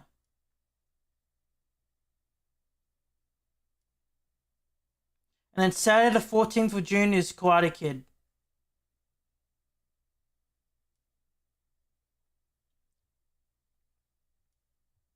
So yeah. Alright, chat. So here's the schedule, guys, throughout next week, throughout June, okay? So tomorrow we'll be streaming this, Giants or Richmond or Sydney or Adelaide. And then tomorrow we'll be streaming Melbourne versus St Kilda at Alice Springs. Next week, and then there won't be any streams from Monday to Wednesday. So Wednesday I'll be editing the last day of the vlog. And then it will be uploaded on Thursday, 100%. And then Thursday we'll be streaming Western Bulldogs versus Hawthorn. So that'll be at 7:25. I'll be streaming. And then Friday the June 6th I won't be streaming, guys. Friday, June 6th I won't be streaming because it's my birthday. So I won't be streaming on Friday. And then Saturday is the new Fortnite season. So we'll be getting... I don't think I'll be streaming the live event, guys, because of the internet, blah, blah, blah. So I'm still waiting for my PC. I'll just tell you guys about that. Just an update real quick. And then... yeah. And then Geelong and then we can stream the Giants and Port Adelaide game while we wait for the servers to go up. And then Sunday, which is June 8th, there won't be any stream. Because I'll be going to Carlton versus Essendon game. And then I'll edit the video and we'll upload it tomorrow. And then on Monday, we'll upload it on June 9th. And then from June 9th, we'll be streaming the Melbourne vs Collingwood game at 3:15. And then after that, no stream from Tuesday the 10th of June to Wednesday 11th. Thursday, June 12th, we're streaming St Kilda and Western Bulldogs. Friday, we got Hawthorn vs Adelaide at Utah Stadium, more consistent. And then Saturday, I'll be streaming very early, which will be at 1:15.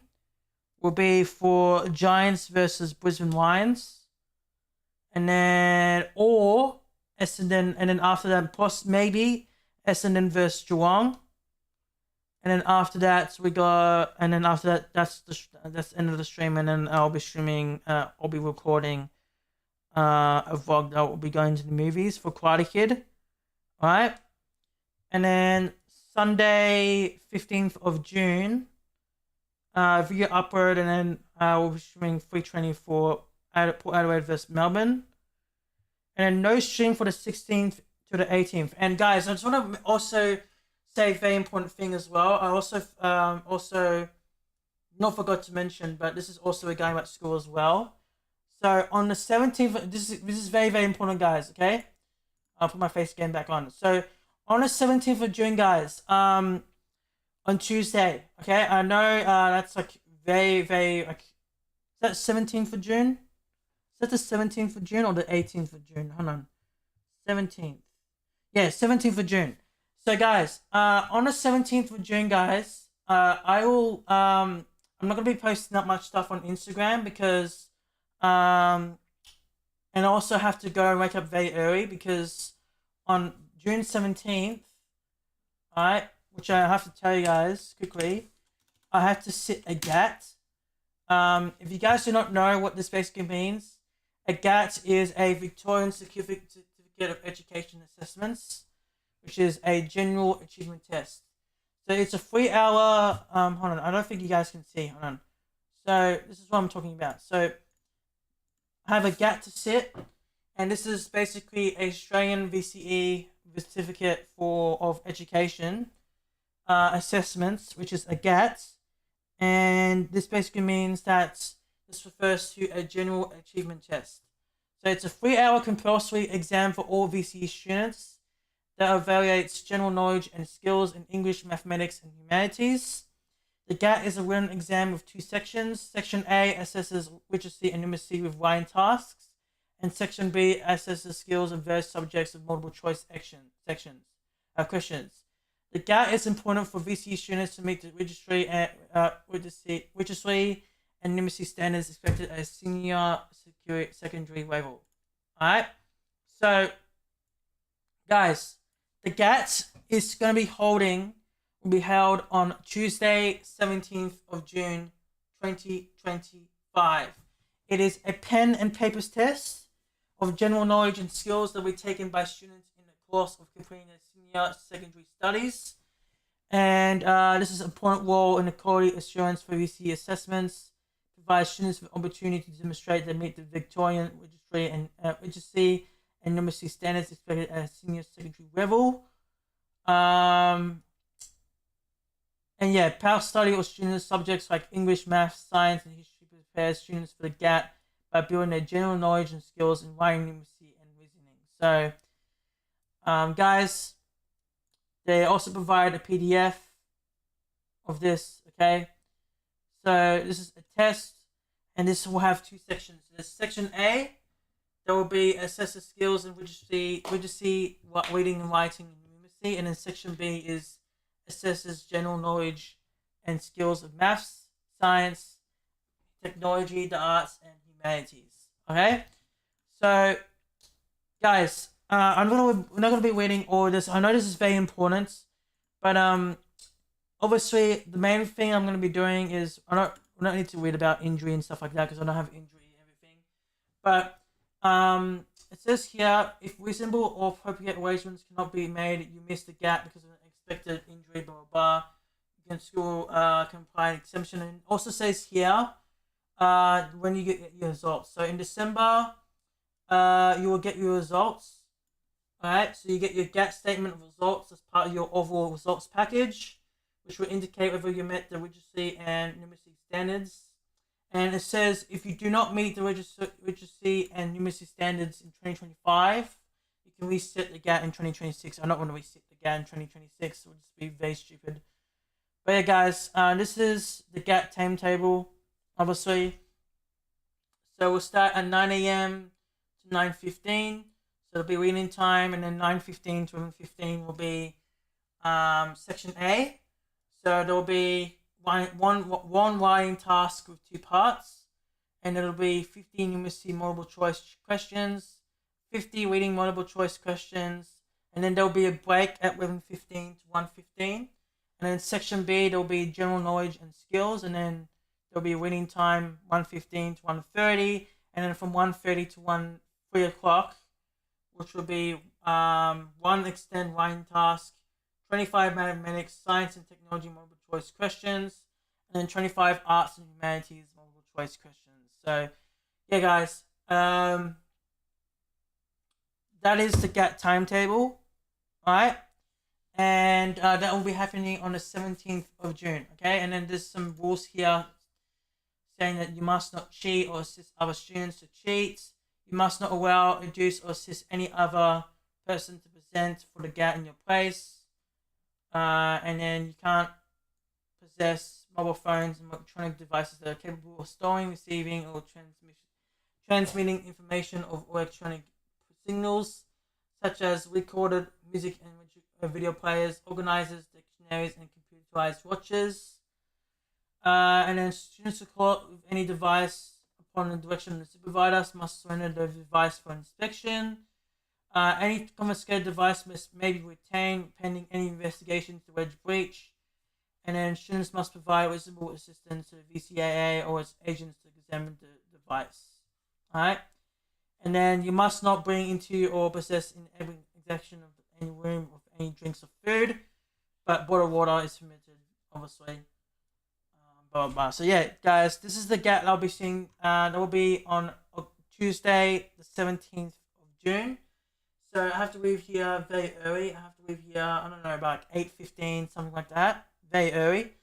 And then I have to be there by like 8:45. So I have to, once it's the 17th of June, I have to see and basically look at the dates and times of when I have to, like the times of what train I have to take, blah, blah. So yeah, guys, on Tuesday the 17th of June, guys, I will not be posting that much on Instagram. So I hope you guys understand that. And yeah, so that's the thing I want to also mention to you guys, okay?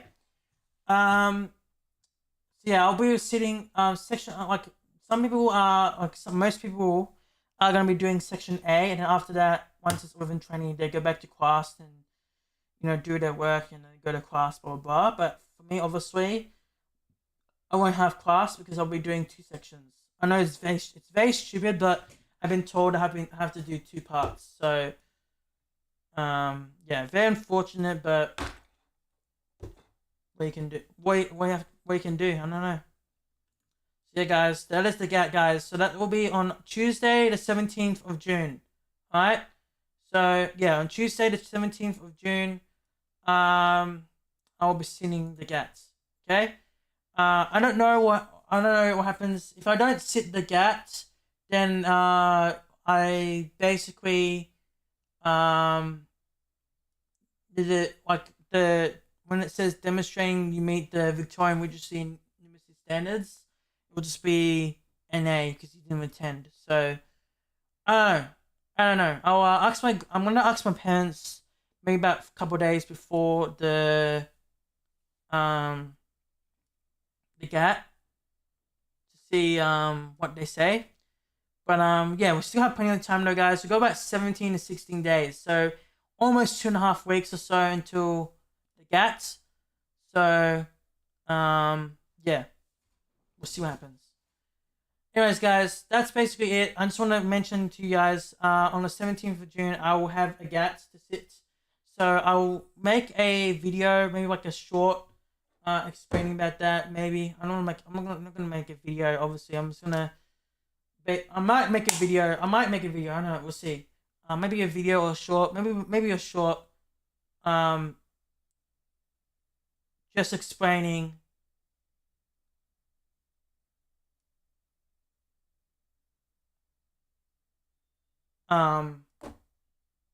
Why I can't post because of the GAT, blah, blah, blah. Okay?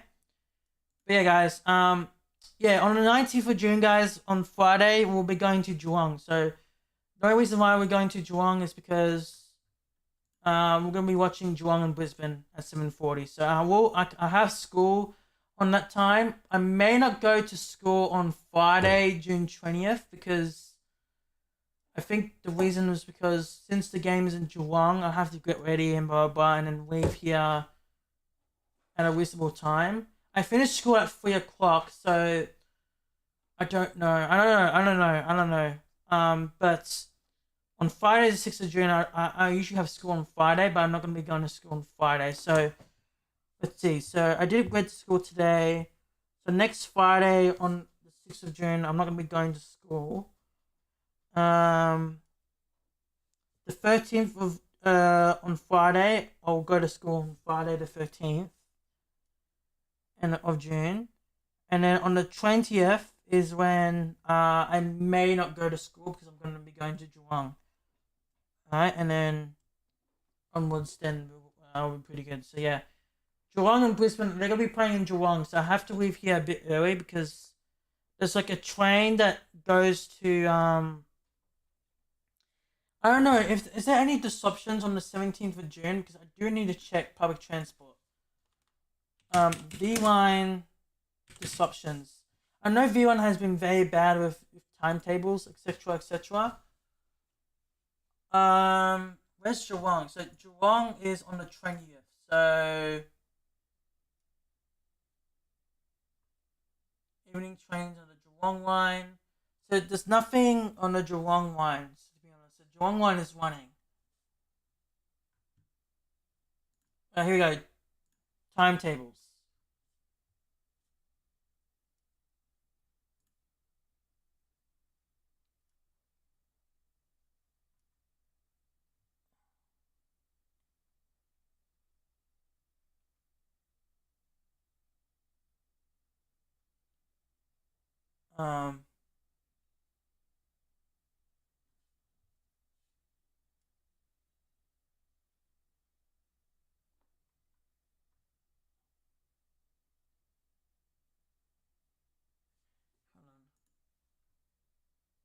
Alright, okay.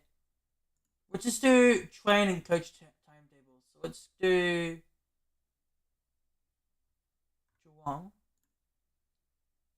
Okay, so this is Geelong timetable. So let's do Friday. I know to have one to let's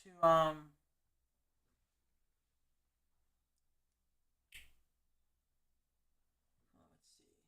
Is this the morning? 9:10 a.m. Yeah, this is okay.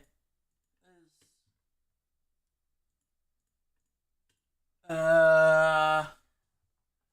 I finished. That's two. Okay, some trains go to Windermere, but they don't go to freaking Geelong. When did the Friday continued? Okay, what about I know Womble happens. Okay, there's a train at 5:09 that goes. Okay, so there's a V1 train at 5:09 that goes at Footscray, Southern Cross Footscray, and then goes from Footscray to North Geelong. Sorry. So it goes from Footscray to North Geelong, and then from North Geelong it goes Geelong, and then departs at 18:10. And then it gets there at. It doesn't go to South Geelong. So once you get to Geelong, you need to take another train, which is I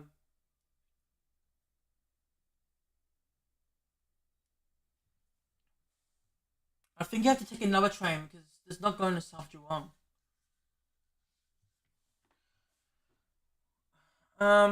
Are there Womble? Is there Womble lines? I don't know if there's any trains to Womble.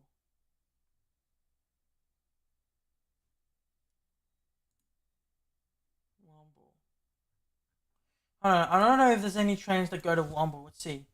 Womble.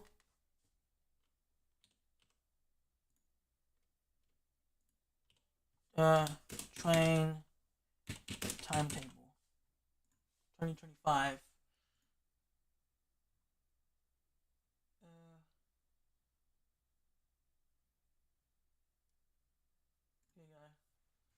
So here we go. Melbourne to Womble. So Monday to Friday. So they operate a rumble service.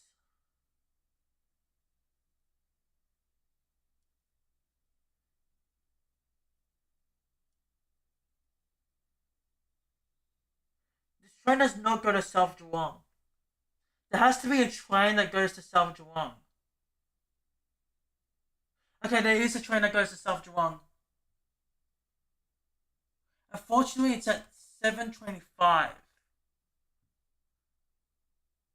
Look at this train, because this train is at 5:09.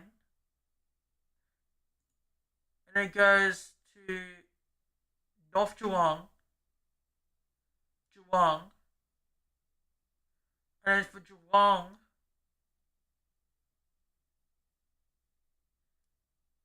it departs at 18:10 and it goes straight to Warren Ponds.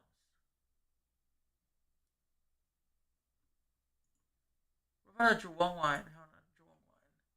For Geelong, see that the purple one, it goes express. So the express train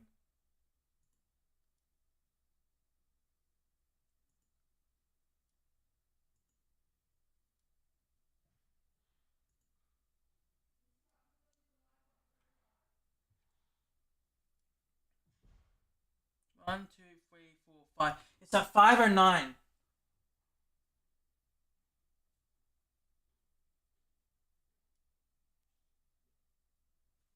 It's at 5:09. Oh shit! I almost dropped my phone. 5:09. And it goes from Footscray to where? North Geelong. And it goes to Geelong, and the part's at 18:10. So wait, if you go from Geelong, and you go to where do you go? Geelong to. There should be a bus, right? Hold on. We go Google Maps.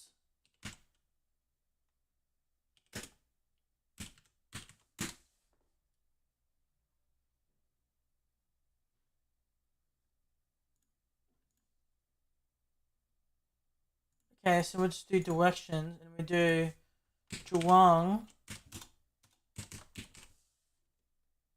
We'll do Geelong Station. And then we just go to, where is it? Hold on, GMHBA Stadium.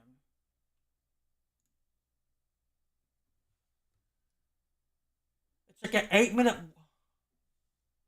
Oh my god, it's like a 27-minute walk, and then from, if you want to go to GMHBA, it's like 8 minutes.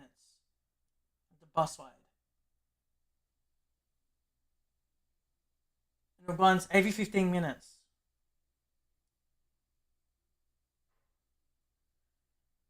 Do they have... Now, my only question is, do they have Nando's in Geelong? I don't think they have, right? Nando's Geelong. They have one in Beaumont. Where's that? And they're open until 10 p.m.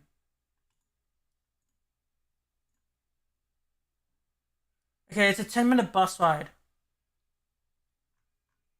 It is up to Beaumont. And it's every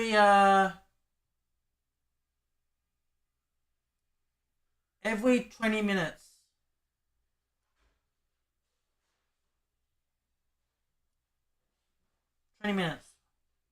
Okay. So it looks like I think we'll take the 5:09 and we get there by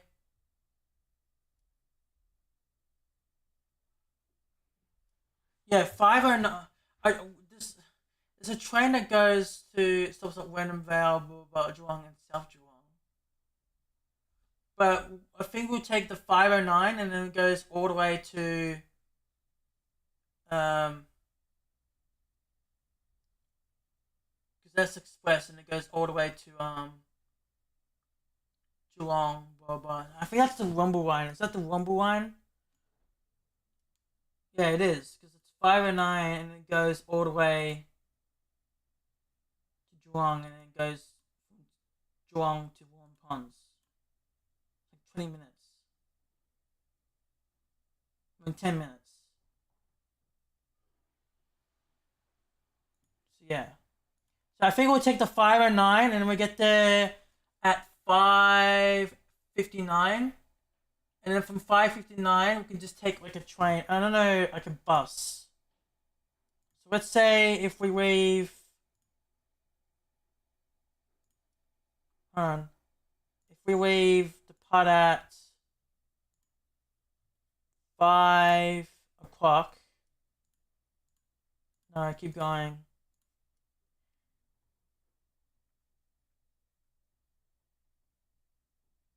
There's bus route 53, bus route 1. 53 is 14 minutes, and then 6. So yeah, there's plenty of buses. There's like 6 o'clock, 6:01, 6:09, 6:17. So I have a 6:09 that goes all the way into there. So we got plenty of time. And then we get there at 6:24. So yeah, I think 5:09 that goes from Southern Cross, that goes all the way to North Geelong. I think that's better. To be honest. But yeah. Alright, but last but not least, guys, before I end, an update regarding about my new PC that is currently getting built right now. Hold on, I want to sign out so I can show you guys.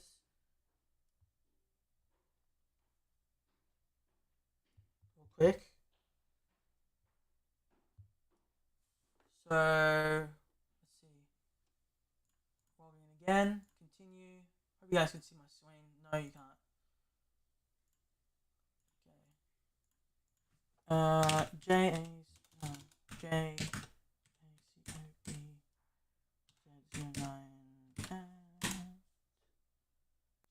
Okay.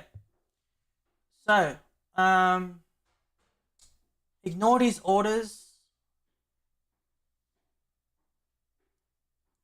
Okay.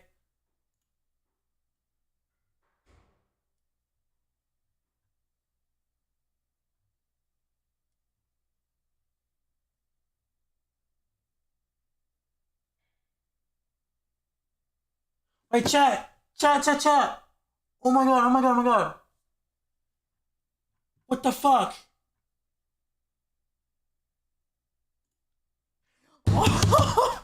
Bro, chat. Oh my god. It's queued for assembly. Chat. Look. Guys. 13th of the 6th, 2025. 13th of the 6th, 2025. When is that? That's on Friday. So chat, I think we're not be. Wait, I think I could get the PC. I'm gonna get the PC on Wednesday. I'm gonna be getting it Wednesday, the 18th. Wednesday the 18th. Wednesday the 18th. Wait, hold on.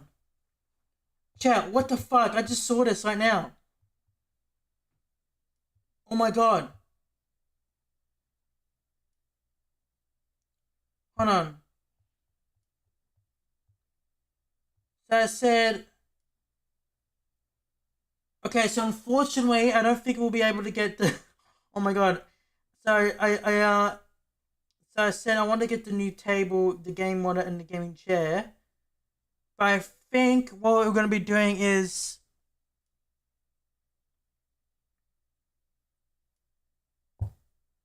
Oh, fuck. This is tough. Chat. So guys, look at this. It says ready to build. Right? And now it says queued for assembly. Chat, we are one step closer to getting this PC. And I think because this says it's going to be finishing on the 13th, we can actually get the new PC on the 18th. Because this says the estimated completion day is going to be the 13th of the 6th, 2025. So that's going to be the 13th of June.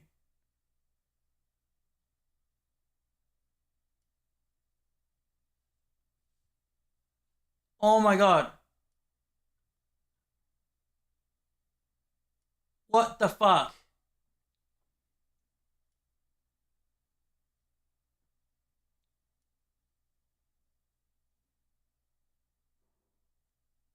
Hold on, I do want to also call them as well.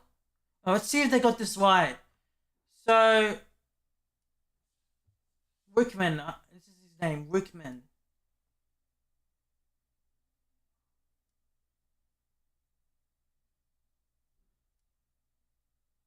So this was done by 5:26. It was like half an hour until they close.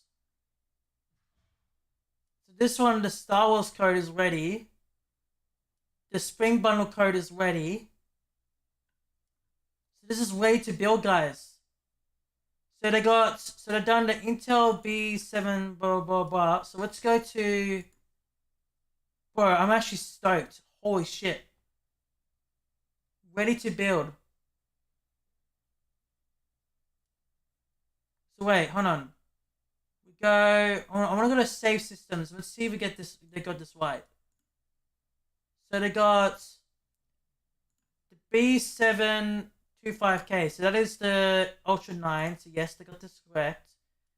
They got the NXT-RL. What is that? NXT-RL. Okay, so they scanned in the NXT-RL B2. Yep, they got this correct.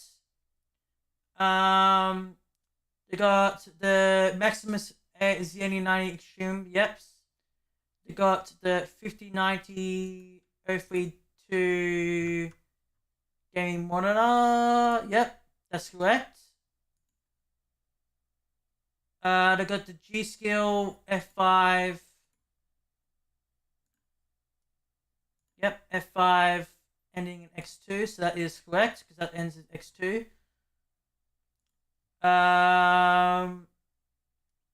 They got the Crucial CTP, so that is the solid state drive, 1 terabyte. Yep, ending in 8. Yep, D8. The NXT CMH91EB 101. So that's the NXT NZXT. So that is 01, which is the case. Yep. And then they got the 1080p 100 horsepower Elsus World Strix, which is the 1080p gaming. They got this correct. Yep. Okay, so this one is actually very. Okay, this is not good. Look at this. So they have the Thermalite 3 times scanned in. Wait, this is not correct. Wait, this is not correct. Hold on. This is not correct. Fuck. I have to call them straight in the morning and tell them that there should be 3 of them. So look, chat. What I'm trying to say is, look. So they have the Thermalite times 3, yeah? So they have the Thermalite times 3, which is right here.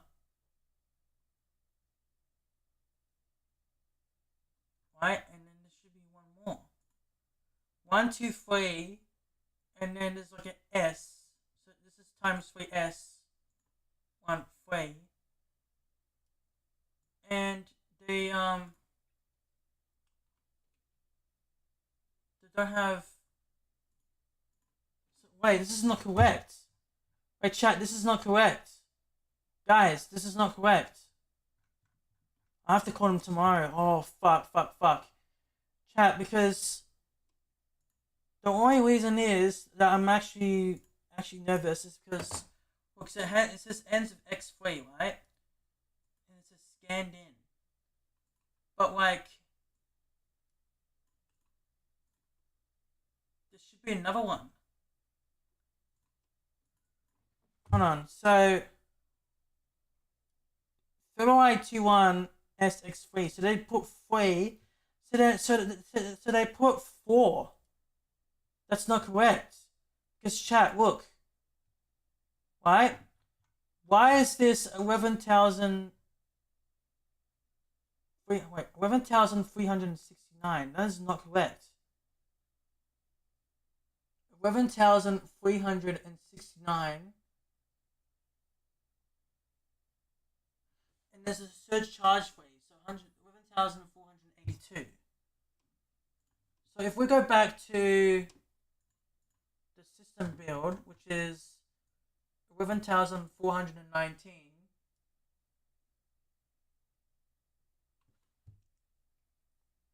something's not right. So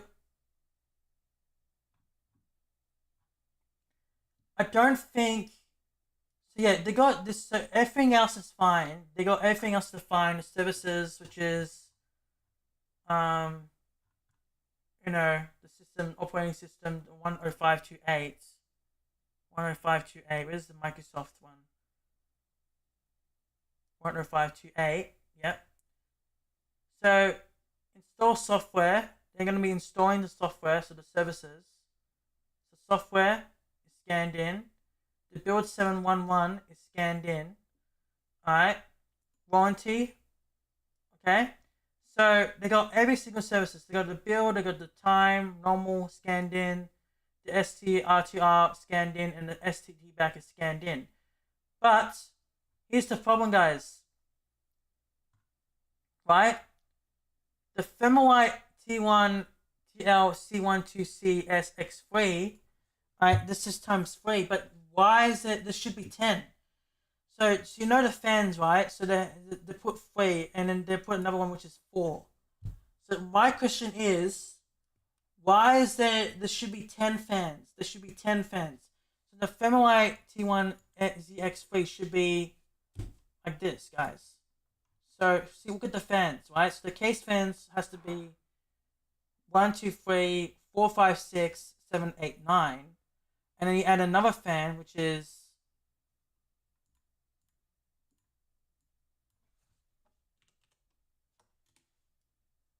this. Thermal. Hold on, let me just copy this.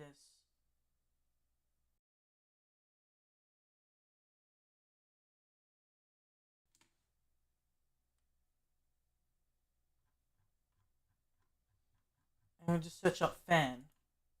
Why is this? We don't want thermal paste. What the fuck?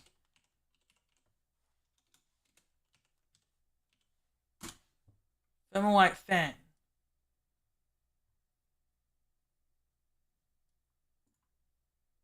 Thermalite fan. This one. They have this in stock. Okay? But they need to have another 3. This is white, by the way. We don't want fucking white. We want black. Yeah, so there should have 3. So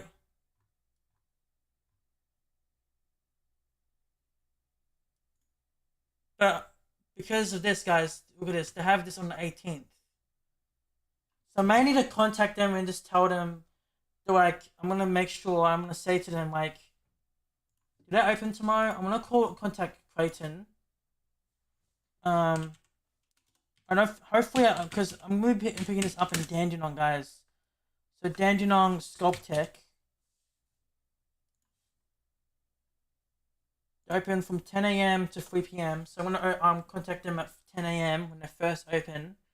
I'm gonna explain to them and I'm gonna tell them, like, about this order, and I'm gonna say to them, like, because I already put them a message and I said, I want to build 10 fans. So 3 pack, 1, 2, 3, 4, 5, 6, 7, 8, 9, and then build number 1. Okay? So But it says, look at this. All parts of the system have been fully allocated to your system and the completion ETA should be provided. Alright, but right now it says queued for assembly.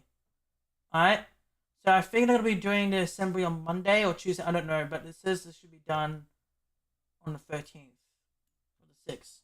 But here's the thing, guys, we shouldn't be getting excited now because I know I'm actually pretty happy that we now have, that they're ready to build it. But the only thing is, they got the order thing wrong because look, see that? This is the product, the Thermalite TLL1C. Alright, this is the fan. Alright, and we should be getting 3 times of the 6-pack. So 1, 2, 3, 4, 5, 6, 7, 8, 9. So we're gonna need to get those 3. So we need 1, 2, 3, 4. So we need 9 times 3 fans. Okay, 9 times 3 fans, and then we just need to get one of the $10 fan, which is what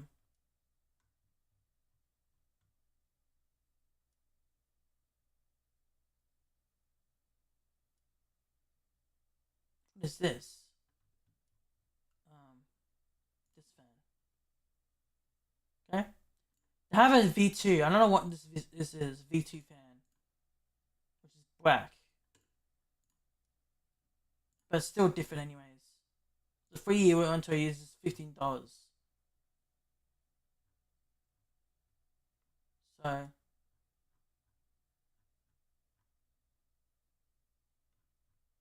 yeah, but it's still the same, to be honest. I'm not gonna lie. Hey guys, I'm gonna be contacting them. So yeah, what I'm trying to say is, guys, we need 3 of these 3 fans. So we need 1, 2, 3, 4, 5, 6, 7, 8, 9, and then we need just one of the fan, which is $10, and they have that in stock. So what I'm gonna do is, like, we shouldn't be getting excited because all the orders they got is white. So all the systems, all of the 5090 graphics card, the G-Skill, the Kill Shield, the case, blah blah blah, is fine, and also the operating system. But the only thing that we are currently having trouble with is the fan.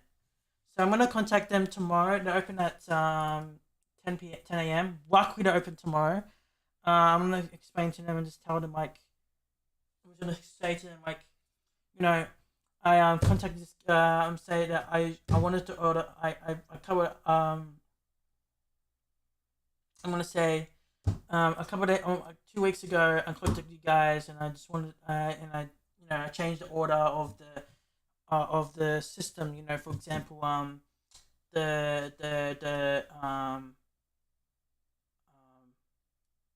the operating system for the not the operating system, sorry, the order of, like, the case, blah blah, and then I also wanted 3 times of the new Sculptech, so the 3 times of the fans, right?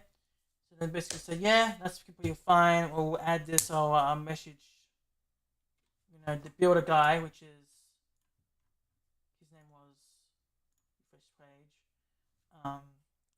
what's his name again? Caleb, and he can do that for you. Yeah. So yeah, and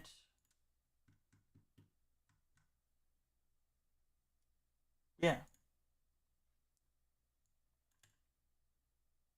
So right now it's queued for assembly. So once it says assembly in progress, then that should happen.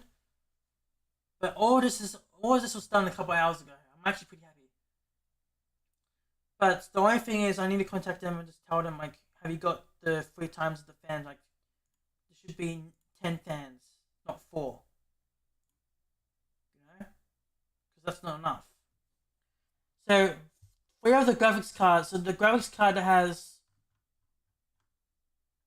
the 5090, they have 3 of the fans, and then plus 10 of them. So in total of this PC, there should be 13 fans, not freaking 4.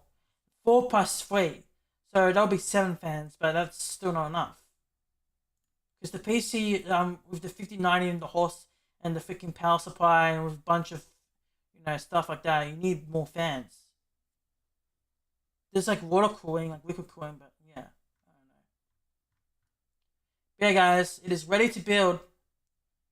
It says 13th of the 6th, but I don't know yet. But don't be excited yet, guys. Do not be excited yet. I need to contact them tomorrow and just tell them at 10 a.m. and just explain to them and just tell them, like, have you got everything that I wanted to put in this PC?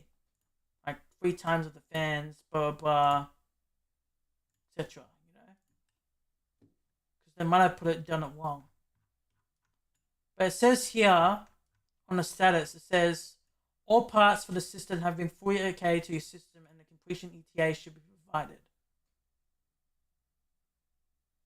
And then waiting for parts, which is this is the last opportunity to request changes to the system before the assembly is started. So, yeah. I don't know. And how much do I need to spend, by the way? I don't know how much I have to spend. It said $891. So, wait, 800. It's gonna be $899 because there's a $9 charge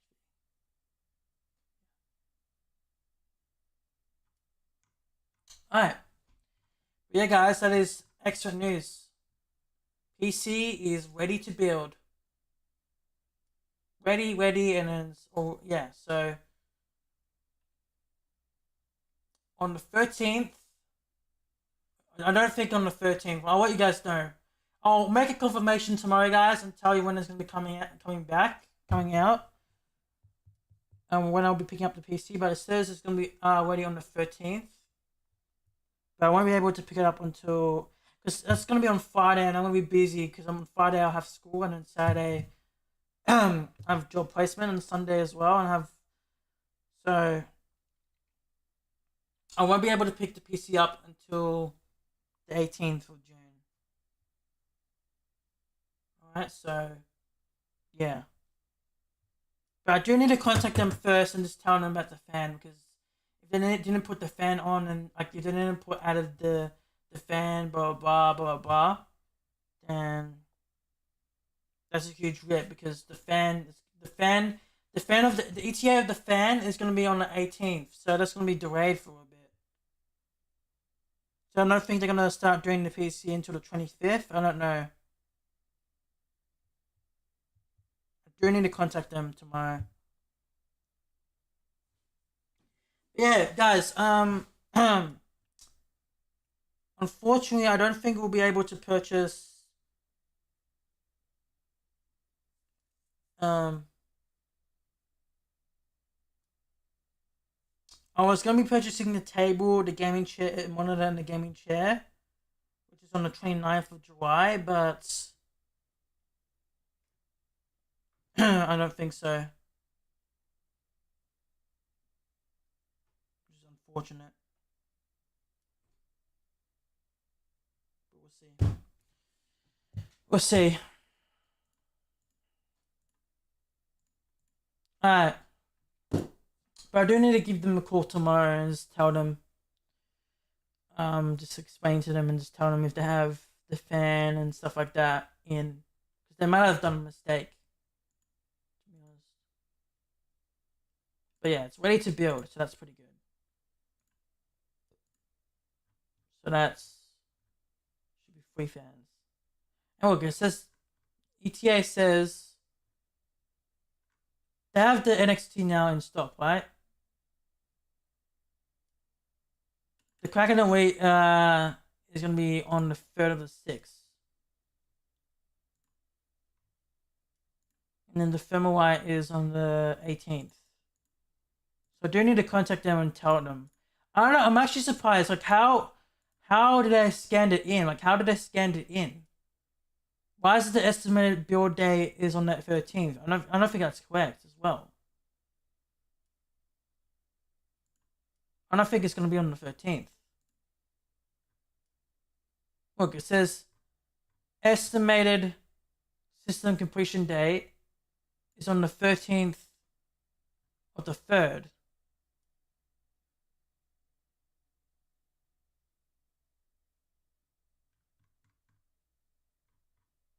So I don't know what's going to be happening after that.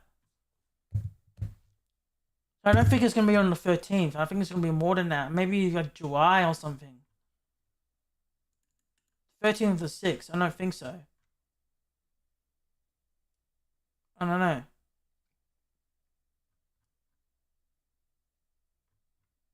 We'll see what happens.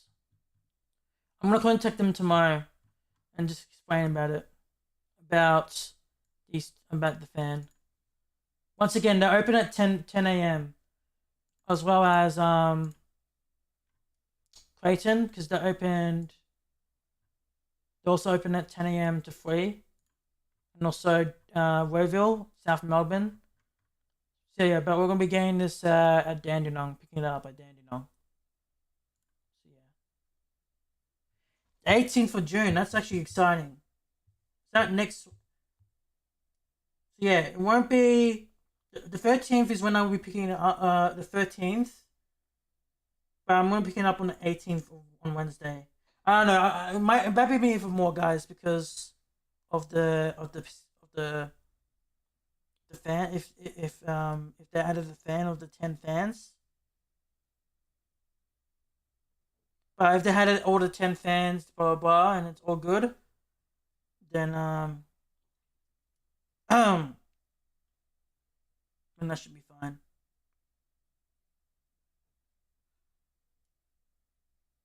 So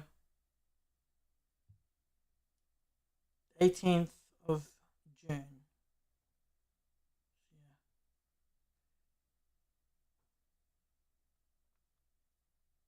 But if not, then we'll see. I don't know. I'll let you guys know tomorrow what happens. But yeah, so far so good. So far so good. Alright, chat. I'm gonna end the stream now, guys. I have to edit. So I've been talking for so long. Chat. I'm gonna end the stream. Appreciate all the support, guys. So yeah, once again, I'll be live tomorrow streaming. GWS. Sorry, round 12. Either GWS versus Richmond or Sydney versus Adelaide. Alright, so I'll let you guys know as soon as possible. Maybe tomorrow. I don't know, we'll see. But yeah, go from there. Okay? And yeah, I'll let you guys know what happens. Okay? I really do need to get a new table as well because I don't know what happens, but the new table is gonna be coming out on the 20. Like if I purchase the new table, it's gonna take like 2 to 3 weeks, 2 to 3 days to come here, so it won't be until August. It's like, fuck, I don't know what to do because the new PC is coming out on the 13th. I don't know if it's gonna actually be coming out on the 13th, but let you guys know if it gets delayed though. Hopefully, fingers crossed, in like July something, please. Like maybe July. I wanted them to delay it till July. Like please, absolutely fingers crossed to delay it. But they say on the 13th is when it's ready, so I won't be able to pick it up until the 18th. And when it's the 18th, how many days is that? Until the to the 29th. 1, 2, 3, 4, 5, 6, 7, 8, 9, 10, 11, 12, 13, 14, 15.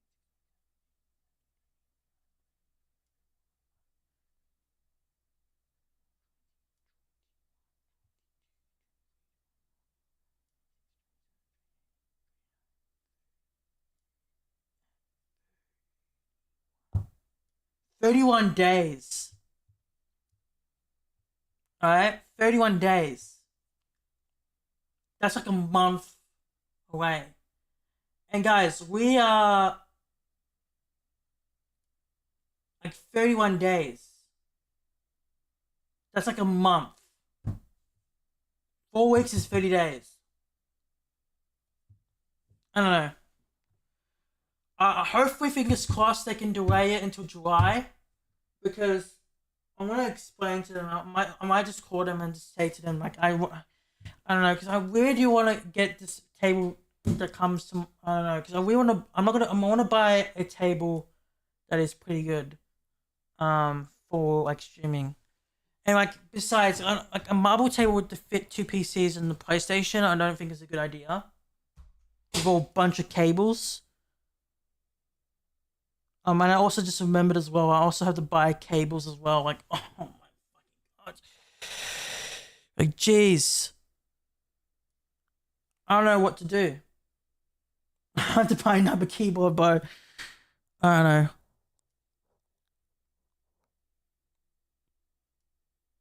I don't know. I don't know. I'll think about it. I might just go, like, once I finish editing the vlog, but I'm gonna sit down and just figure out like how I'm gonna do this, because this is, I don't know. Because the PC we're using now is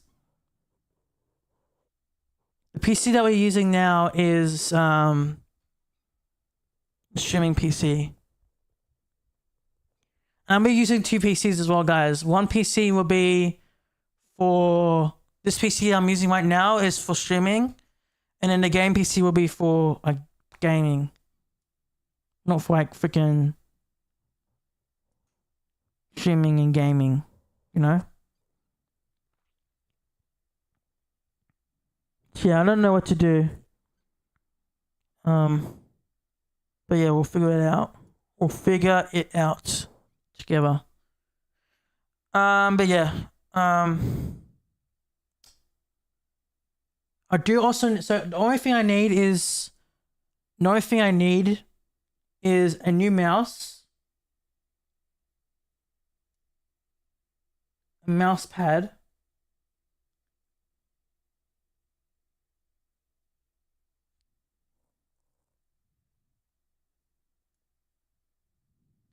and then a keyboard.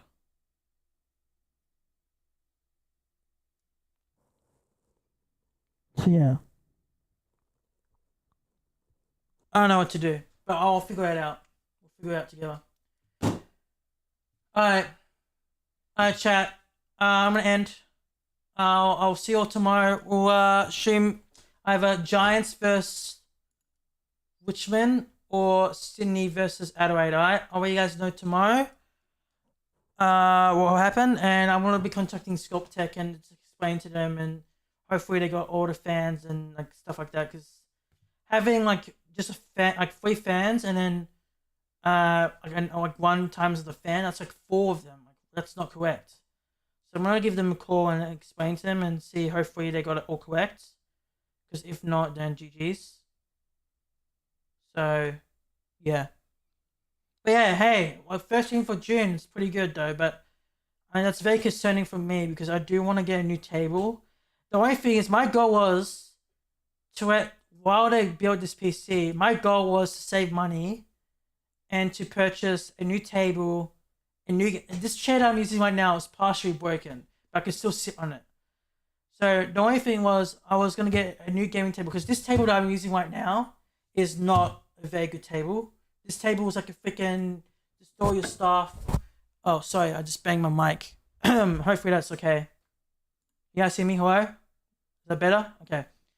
What I was gonna say is that because this mic is fine. Like, this mic has no issues. I might need to also try to see if I can return it. I don't know. I'll try to get a new one, because like there's something wrong with the condenser microphone. I don't know why. So I don't know. We'll see how it goes. I'll walk out of the stream and see how everything goes. But the only thing is, it's like, I just don't like, and also the boom arm as well. Like, the boom arm is fine, but there's like issues of plugging in the mic. So I might also have to go there and go to the store and get a new one. So this is Rode boom arm. Like, I have to go and get it I might have to go and get a new one, because this boom arm is fine, but the only issue is it does not plug into the microphone properly. it only plugs in a little bit, and it plugs in a little bit, and I have to tighten it a little bit, and then that works. But like it's still holding, which is good. But like whenever I turn it, like physically turn it upside down, it just falls off. This is fine. So yeah, I do also have to get that returned as well, and try to see if I can get a refund for that. And maybe I'll try to get a new microphone as well. We'll see. I don't know. I'll try, but I'm gonna check the warranty for the boom arm and the microphone. Let's see how I go. And I want to get a new table because I don't want to use this marble table anymore. So what I'm gonna be doing is I add a table, and I'm gonna put a table. Like I know you guys see my hand, but like there's like some space from that wall where I'm pointing to here. Alright? And then this table right here that I'm using it, I want someone to like dismantle this table. So like dismantle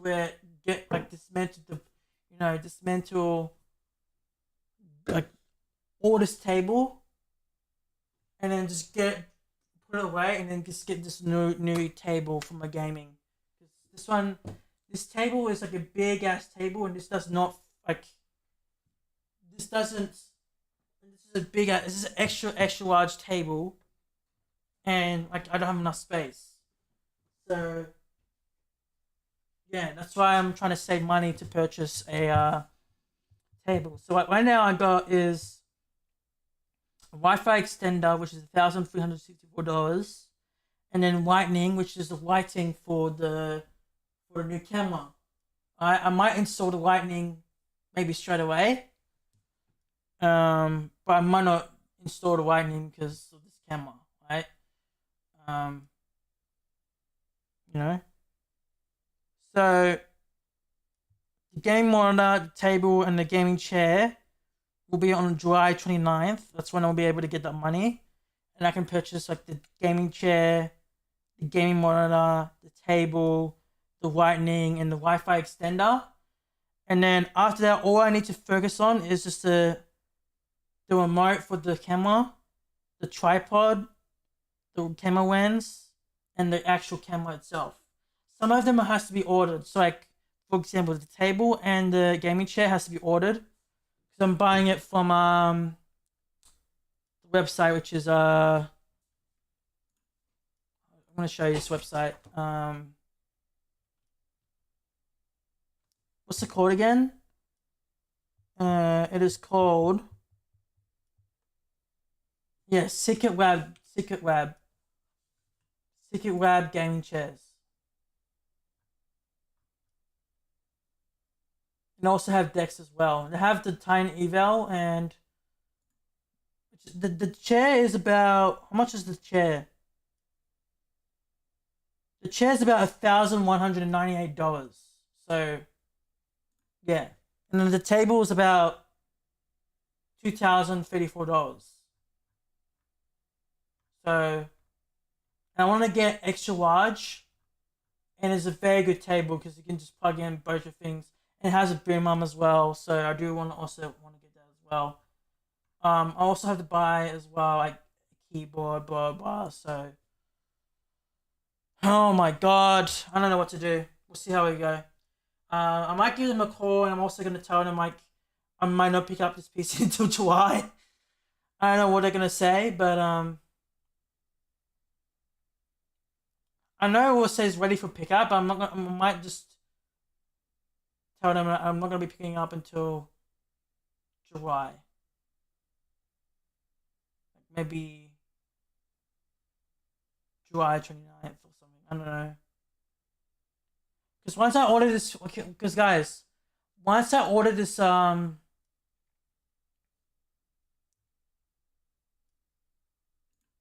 this desk, you know how long this will take? I know what I want. So I want extra large. Monitor mounts. We need the boom arm. And then what about the add-ons? We need the lightning, PC mounts. We have that. Should we do 2 or 1? That's it. Is that correct? 2,153. And the table is 2,100. 2034. Oh, this might be not correct.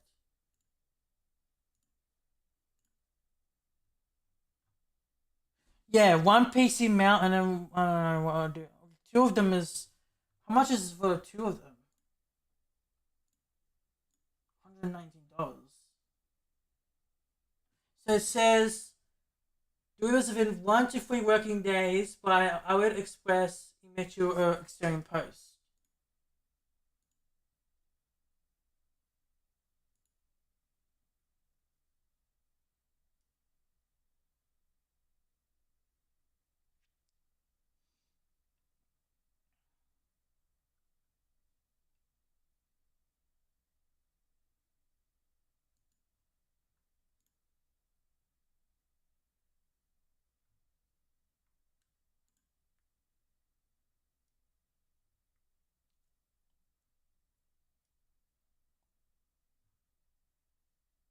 What?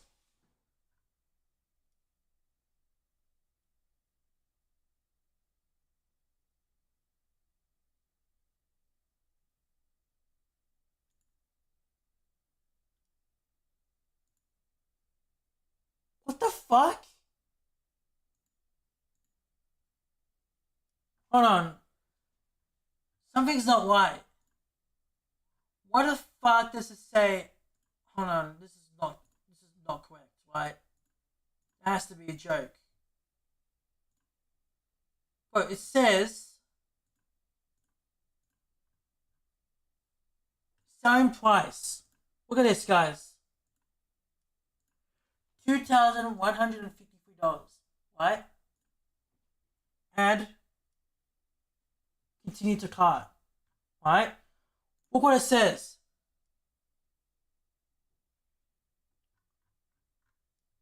Oh no, I think I know why. Ignore this. We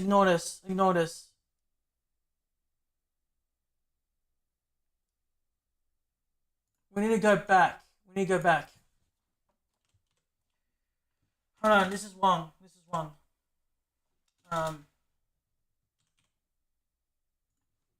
Look. I know why. Look.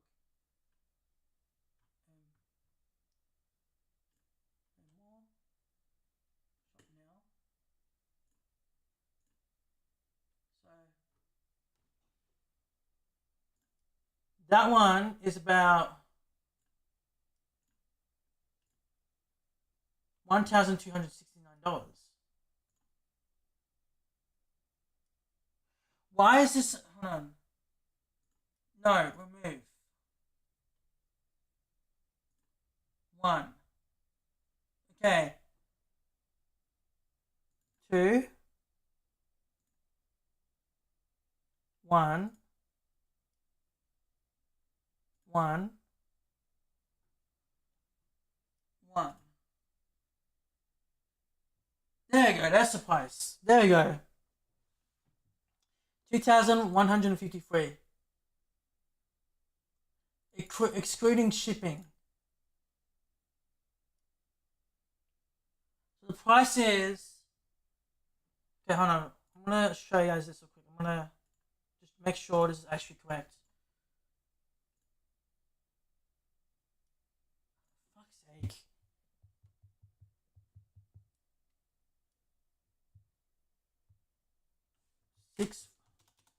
Six 31349.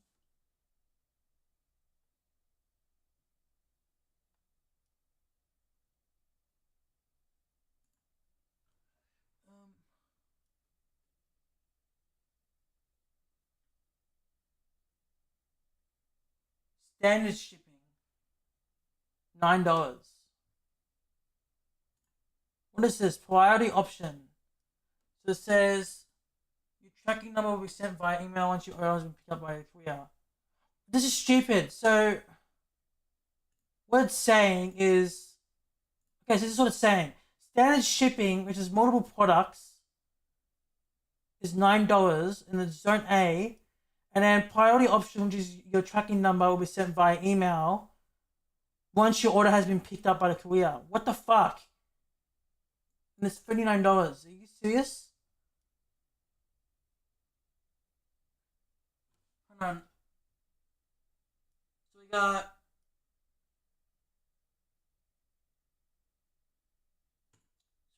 two Silverware Premium PC mount. We got the winding edition. We have the one on the arm. We have the Silverware cable. And we got the desk. And we got the... What is this?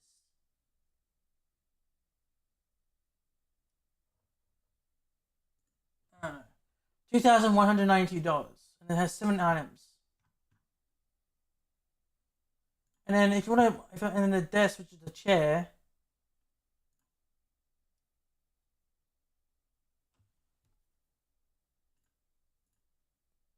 Okay.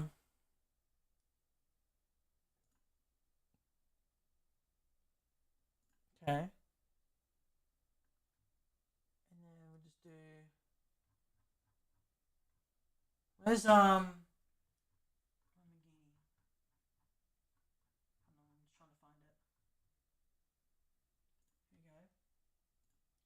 $9.99. Extra large. I mean, what? Extra large is stupid.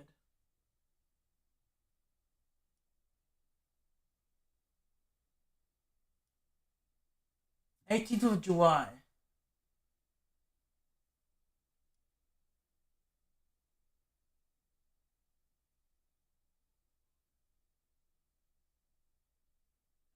I mean, it's stupid. Why don't you just get the freaking regular?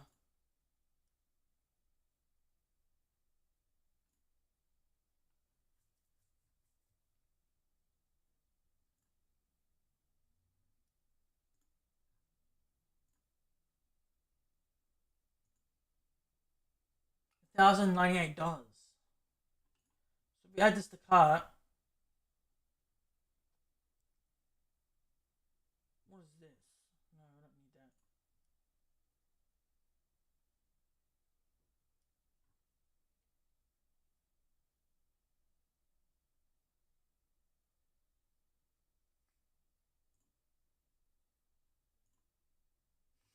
$3,251. And the gaming monitor is about...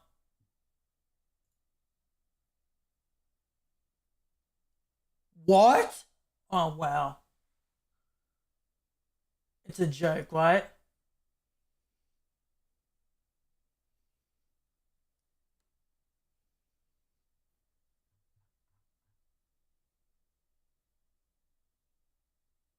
$3,229. 3,329.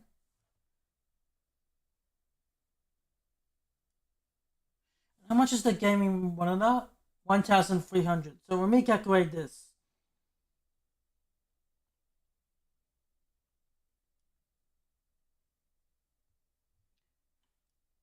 along with the Wi-Fi extender, because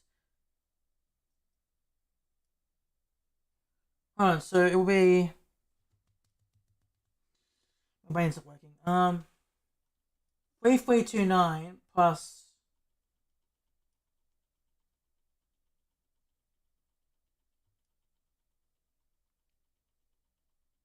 $1,300. Right? 3,329 plus 1,300. 1,300 4,629.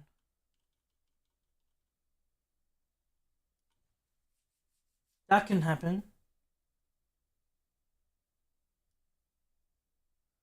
4,629.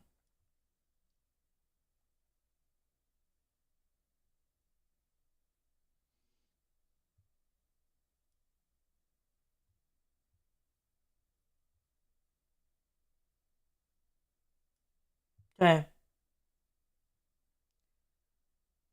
So 4629 is how much you need, and that's until July 29th.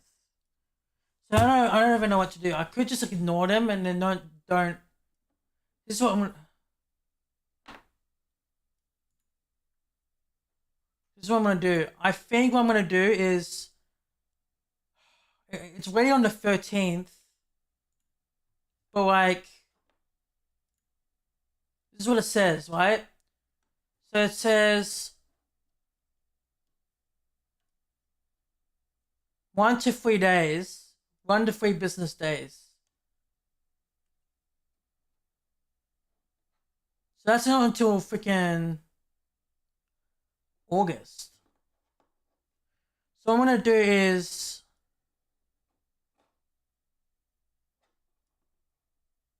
also have to buy a keyboard.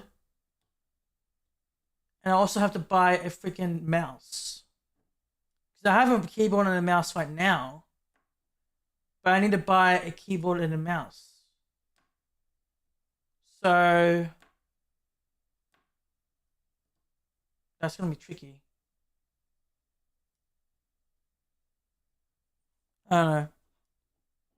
I could just ignore them until July 29th. But it says it's going to be ready on the 13th. So I don't know what's going to happen.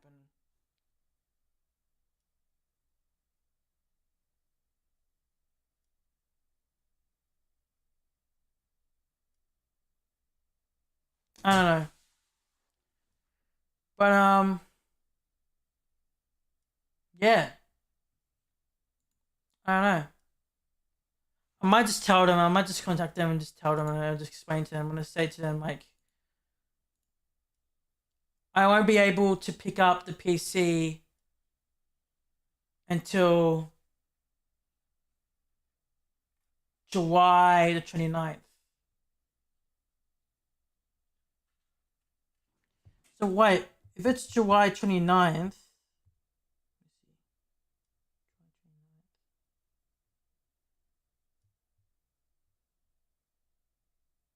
yeah, the 30th of July. I'm gonna tell them I can't purchase it. I can't pick it up until the 30th. I don't know. But yeah. Anyways, I'm gonna call them and contact them, and I'm gonna like once.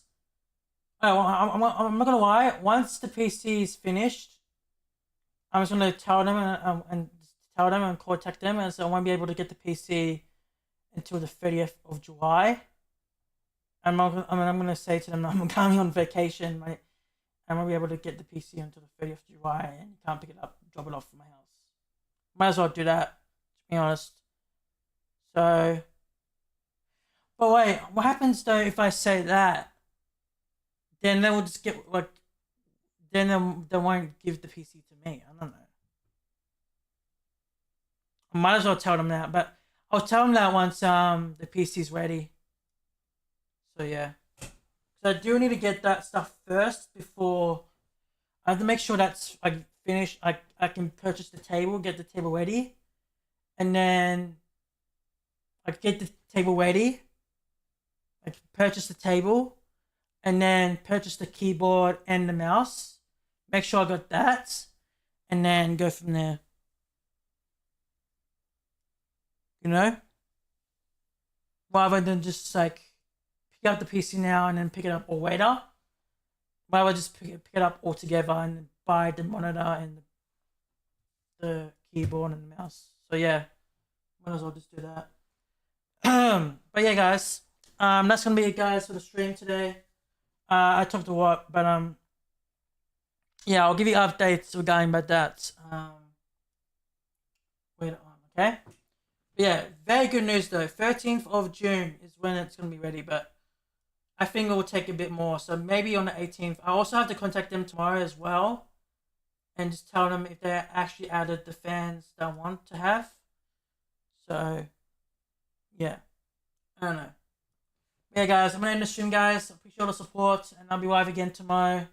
So stay tuned, and we'll go from there. All right, guys. Until then, take care. Talk soon.